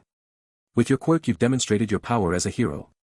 With your deeds and words, you've shown the world your heart as a hero. You've more than earned this medal. Uraraka bowed as he put the medal on her shoulders and pulled her into a hug. You've done amazing, Uraraka Shoujo. I couldn't be more proud to have you as my successor. The gravity girl teared up at his words and nodded her gratitude. With the task done, All Might turned to the audience. These are the winners of the festival. Give them a round of applause and join me in giving them praise. All Might roared to the crowd. Uraraka was barely paying attention, though. She hardly noted when All Might and the audience said conflicting phrases in congratulations. Her mind was back to when she had first met All Might. Uraraka Ochako was walking down the street after school. It was early in her final year of junior high, and she was excited. Her class had just turned in their high school request forms, and she was intent on getting into UA. She would study hard, exercise hard, make her parents proud. And eventually make them comfortable with all the money she'd earn as a hero. As she walked, she saw a small child going through the crosswalk dragging a toy. Suddenly the string on the toy snapped. Seeing this, the kid turned back to grab the toy, not noticing the light had changed. The truck driver in the intersection didn't seem to notice, though he was texting like an idiot. Seeing a disaster in the making, Uraraka rushed into the street. Dodging one car, she barely managed to grab the kid and negate his gravity in time to send him out of the street. She herself barely avoided getting hit by the truck. After making sure the kid was safe, she negated her quirk, letting the child drop into his crying mother's arms. The woman thanked Ochako profusely as the student finally got out of the street, but Ochako waved it off. She was just doing the right thing, after all. That was quite heroic. The girl turned towards the voice as the mom and child from before left. The new arrival was a rather skeletal man with frazzled gold hair and sunken eyes. He did not look healthy at all. "Are you alright?" Ochako couldn't help but ask. "As alright as I can be," the man chuckled. "But enough about me, young lady. As I said before, what you did before was quite heroic. You aiming to be a hero?" "Yup."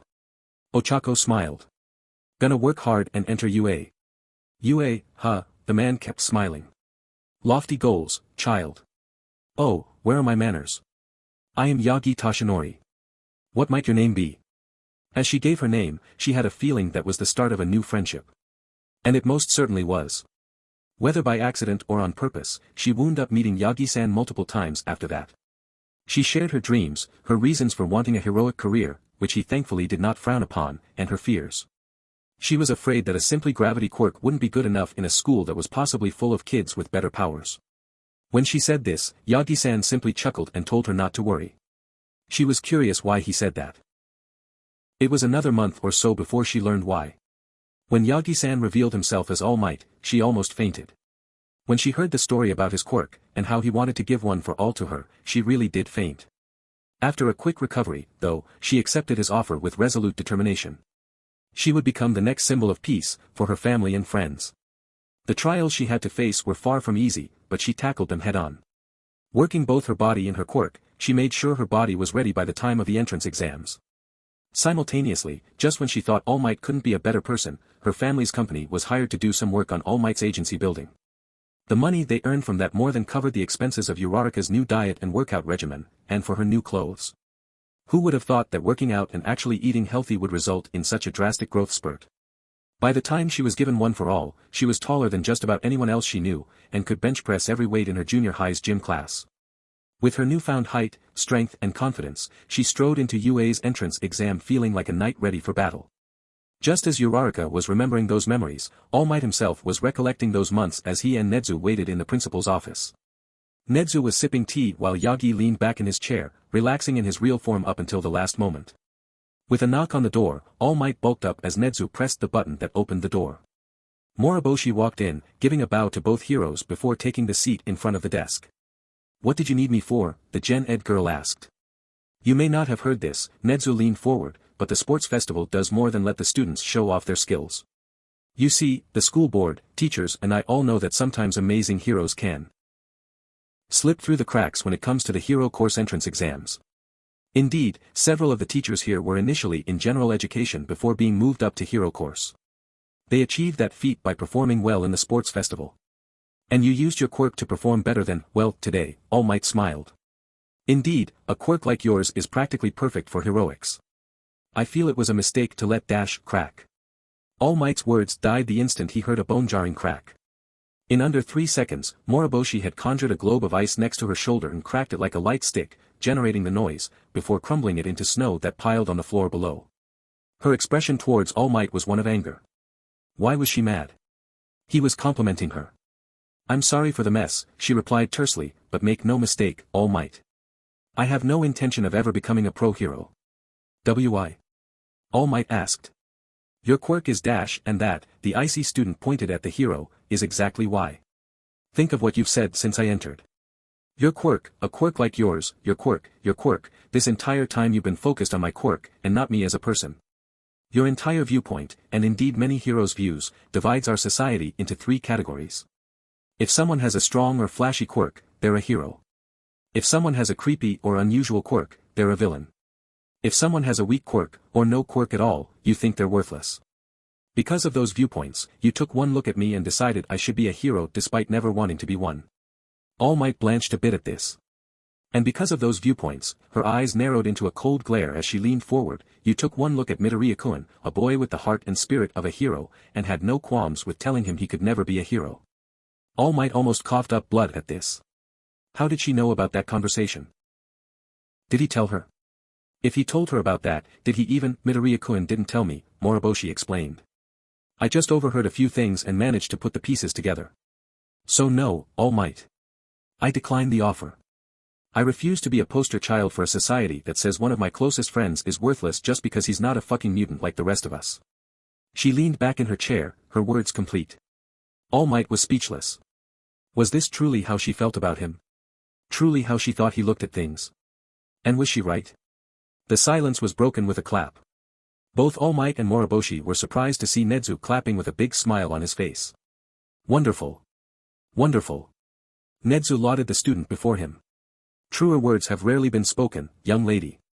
And with such fervor, no less. I would hate to get on your bad side. And worry not, you won't be transferred to hero course. I, for one, actually read your school file beforehand. I knew you didn't have pro-hero as a career choice, as did most of the school board, but sadly it is a requirement that we extended the invitation to you due to your performance in the festival. As you declined, you need not worry about being bothered by it again in the future. If there is nothing else you like to have addressed, you are free to rejoin your class for the after-festival party. Moriboshi, rather than verbalizing her response, simply got to her feet. She gave Nezu a respectful bow, followed by giving All Might a derisive glare, before turning and exiting the room. Despite her apparent anger at the situation, she did not slam the door behind her. The instant the door closed, All Might sighed and returned to his normal form. Well, Nezu smirked, I'd say that could have gone better. You knew she'd react that way, All Might accused. You knew she would decline the offer, and say all those things. Partially, Nezu nodded. Some of what she said surprised even me, but all of it was something you most certainly needed to hear. None of what she said was wrong, after all. Certainly gives you more to think about from now on, huh? All Might did not reply, just busy processing everything he had just heard, while Nezu went back to sorting through files and papers. It had been a couple hours since the festival ended. Usually the different party venues would be divided by course, but due to their overall performance Class 1C was permitted to join the hero course classes in their party. The venue was thankfully big enough to accommodate all the students comfortably. It was an interesting sight to even the teachers, seeing the students mingling like everything was normal. Sakai was talking with Tokoyami and Ishido, laughing at a joke the latter had just told. Asano was standing next to Tabata and Yoshio, all of them making light-hearted jokes with Jiro and Kaminari about how Kaminari's discharge during his match almost looked like he was wetting his pants with lightning. In one corner, Sanada Kayano was explaining to Shinso and Shiozaki how she was the All Might who talked to Monoma earlier.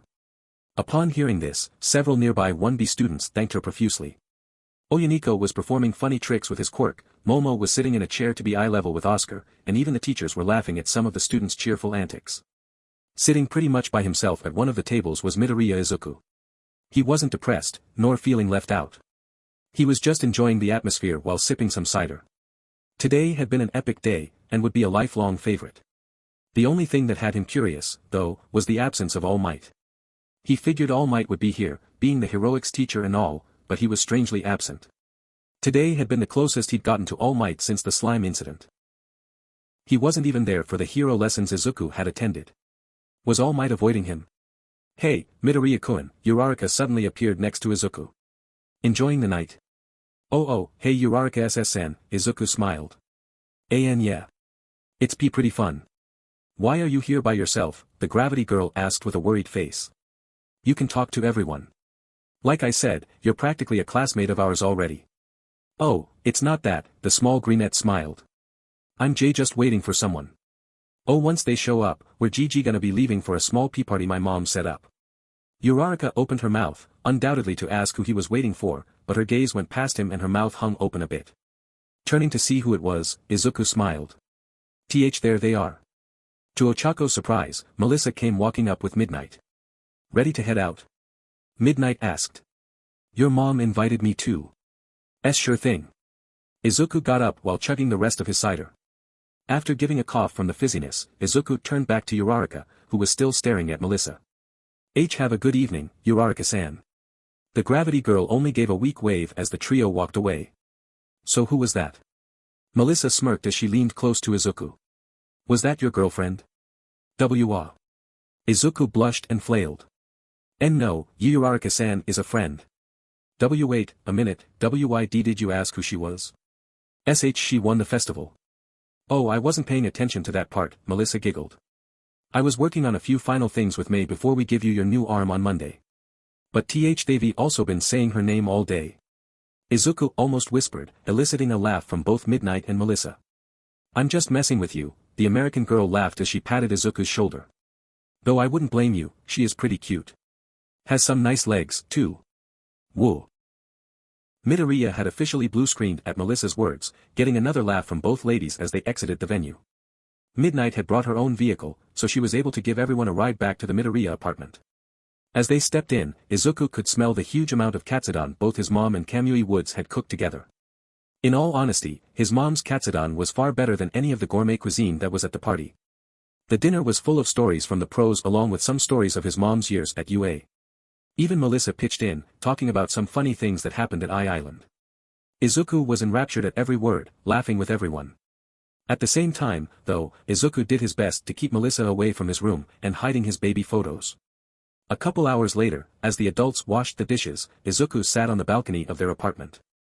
Full of katsudon and full of cheer, he relaxed in the night air. Today had been one heck of an exciting day. He did kinda wish he could have participated as a contestant, but knew he did what he did best. He gave a stretch before looking at his left arm. He was getting a better one after the weekend. It still felt weird to think that. Hey there, Melissa said as she stepped onto the balcony and sat next to Izuku. Enjoying the night? Why yeah, Izuku smiled. After how exciting the day was, it's nice to just relax. Amen to that, the blonde giggled. Are you looking forward to the second and third year F festival tomorrow? Not participating, Melissa stated. I want to spend tomorrow doing a few things, so Nedzu's letting me sit it out. Oh okay, Izuku nodded. The two teens sat in silence after that, enjoying the night and the companionship. After a few minutes, Melissa glanced down at Izuku, who had his eyes closed. He wasn't focused on her at all. Feeling a little bit daring, Melissa smiled as she scooted just a little closer. Making sure Izuku didn't notice, Melissa went on to surprise Izuku by looping her arm behind him to grab his shoulder. His eyes barely opened before she pulled him close, nestling his head against her shoulder as she rested her cheek on his.